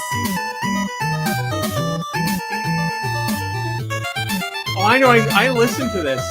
It's what system? Game Boy, but also 3DS Virtual Console in Japan and Europe. Oh, it's a gimmick. No. Euphoria. It's neither of those. Trip World. Wait. Yeah, it's Trip World. God, the last one I went to. Yeah, you almost had an aneurysm. All the same company. But, yeah, I was listening to that recently. Trip World. With Sunsoft's Revival. Well, what do we get? 6 out of 9? You got 6 out of 9. Hey. Absolutely. Good I'll work. take it. Dude, do you have a rumor for us? I don't. Oh my God, something just came through we're on the lucky. wire coming across my Wow. desk. This is The unbelievable, timing. ladies and Wow. gentlemen. So I don't know. For those of you just tuning in, I sometimes do rumors of the week every week. Thank sometimes. you, KC, for keeping track in there. And they go a little something like this: Deux views. It's never news. Rumor of the week starring Dew Michaels. Usually, please. People kind of like it. Usually it's not news, but it is news this time. This is actually damn true. So we've got the trifecta, they're calling themselves. Jeff Grubb, Reggie, and Billy Konami are getting together so that they can mislead the public together on video games moving forward. So basically what they're planning on doing is starting this trifecta that's going to get together, go on Twitter, hype up a lot of video game franchises and award shows, leading us to believe that our favorite franchises will be shown, and then they're just going to laugh and dance around in McDuck-style money vaults. I was wondering who you were going to go with for Konami. Billy Konami. Oh, yeah, William Konami. Oh, I'm sorry, William. Yeah. Billy to his friends. William for us. Billy to government Reggie name. and This- the other guy I already forgot about. You've done a lot of rumors over the Grubb. years, but I would say this one was legendary. Yeah, and that's the kind of stuff But that I've seen the everything. trifecta wants you to believe. But anyways, Well, thanks for the listening. Thank you. Yes. All right, everybody. That's all we got for you this week. Thanks for watching. Thanks for listening. We'll see you next week. Goodbye, everybody. Goodbye. Goodbye. Bye, George. Would you want to be a deer and get that jerky? Jerky. Post-show taste my test. God, will you look at that cat? I want to. Billy rubs. Oh my After show Them cat jelly tax. beans. Beautiful cat. And the link to the past story checks out. I see it back there. We are having a surprise vegan pepperoni jerky taste test to go with our moon peas. Moon peas went over well, very well. Will the jerky go over well? I love it. Do you think, Kirby, do you like a regular moon pie over the salted caramel that you've tried? Like the chocolate, you mean? I I don't guess even know if traditional. I've had a regular moon pie. Oh, wow. or Oh. moon pea. The one everybody thinks about is the chocolate moon pea. There is also a vanilla. Vegan. Here we go. Ooh, look at that. I am going to take some right now because I love it. I love it.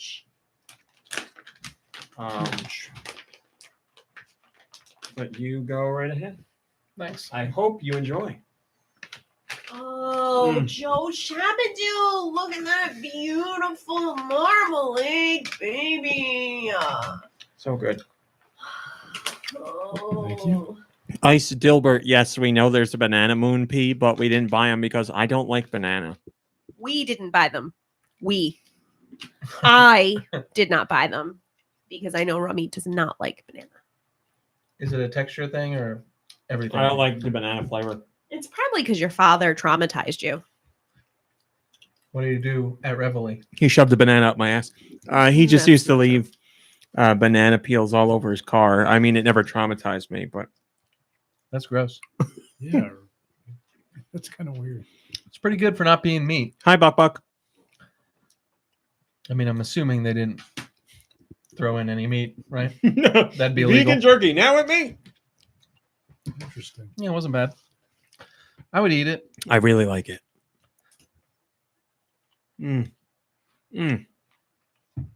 Kirby, your thoughts? Oh, Kirby's not sold. Oh, I'm just looking at the. Hi, Rex. He's a meat man. Yeah, I'm sorry if you're coming into the show just now. The show is almost over. Mimi wants a bro ouch. So what were you saying about moon pies? You don't know if you've had the original? Yeah, I don't know if I've had the chocolate ones. Have you had the vanilla one? I've had the vanilla and the traditional I take chalk. the chocolate over the vanilla. I like vanilla, but I would say that I'd still enjoy the original best, but I liked the salted caramel better than the vanilla. Yeah, salted caramel. Caramel was great. I like the lemon, but I wish it was more lemon. I thought lemon was nice. But I'm gonna try strawberry afterwards. And I think I might have liked it more if it wasn't a double decker. Too big. It was a little like it was a lot. And they're crumbly. They are a lot. Well, here's the problem. Yeah, I made like a huge mess. The problem is on my lap. it's tough to eat a circular sandwich. Yeah. Like if you cut that in half and you had like 2 half circles to eat, it would be much easier to manage. And I think the eating experience makes that less pleasurable. I can see that. All right, everybody. Thanks for hanging out with us. Thanks for your support during this Nintendo Direct week, by the way. And thank you for the praise and the kind words and all that. Hey, instead of watching people talk about games that are coming out, why not go play some games that are out now? Play some games, hang out with friends and family, rest, relax. You deserve it. We'll see you. Kiss your cats. Kiss your cats, kiss your dogs, kiss your fish, kiss whatever pet you got. On the mouth. We'll see you next week. Goodbye, everybody. Goodbye. Goodbye, everybody. Oh, there it is. I didn't want you to break your streak. No, I did it for you. It's fun.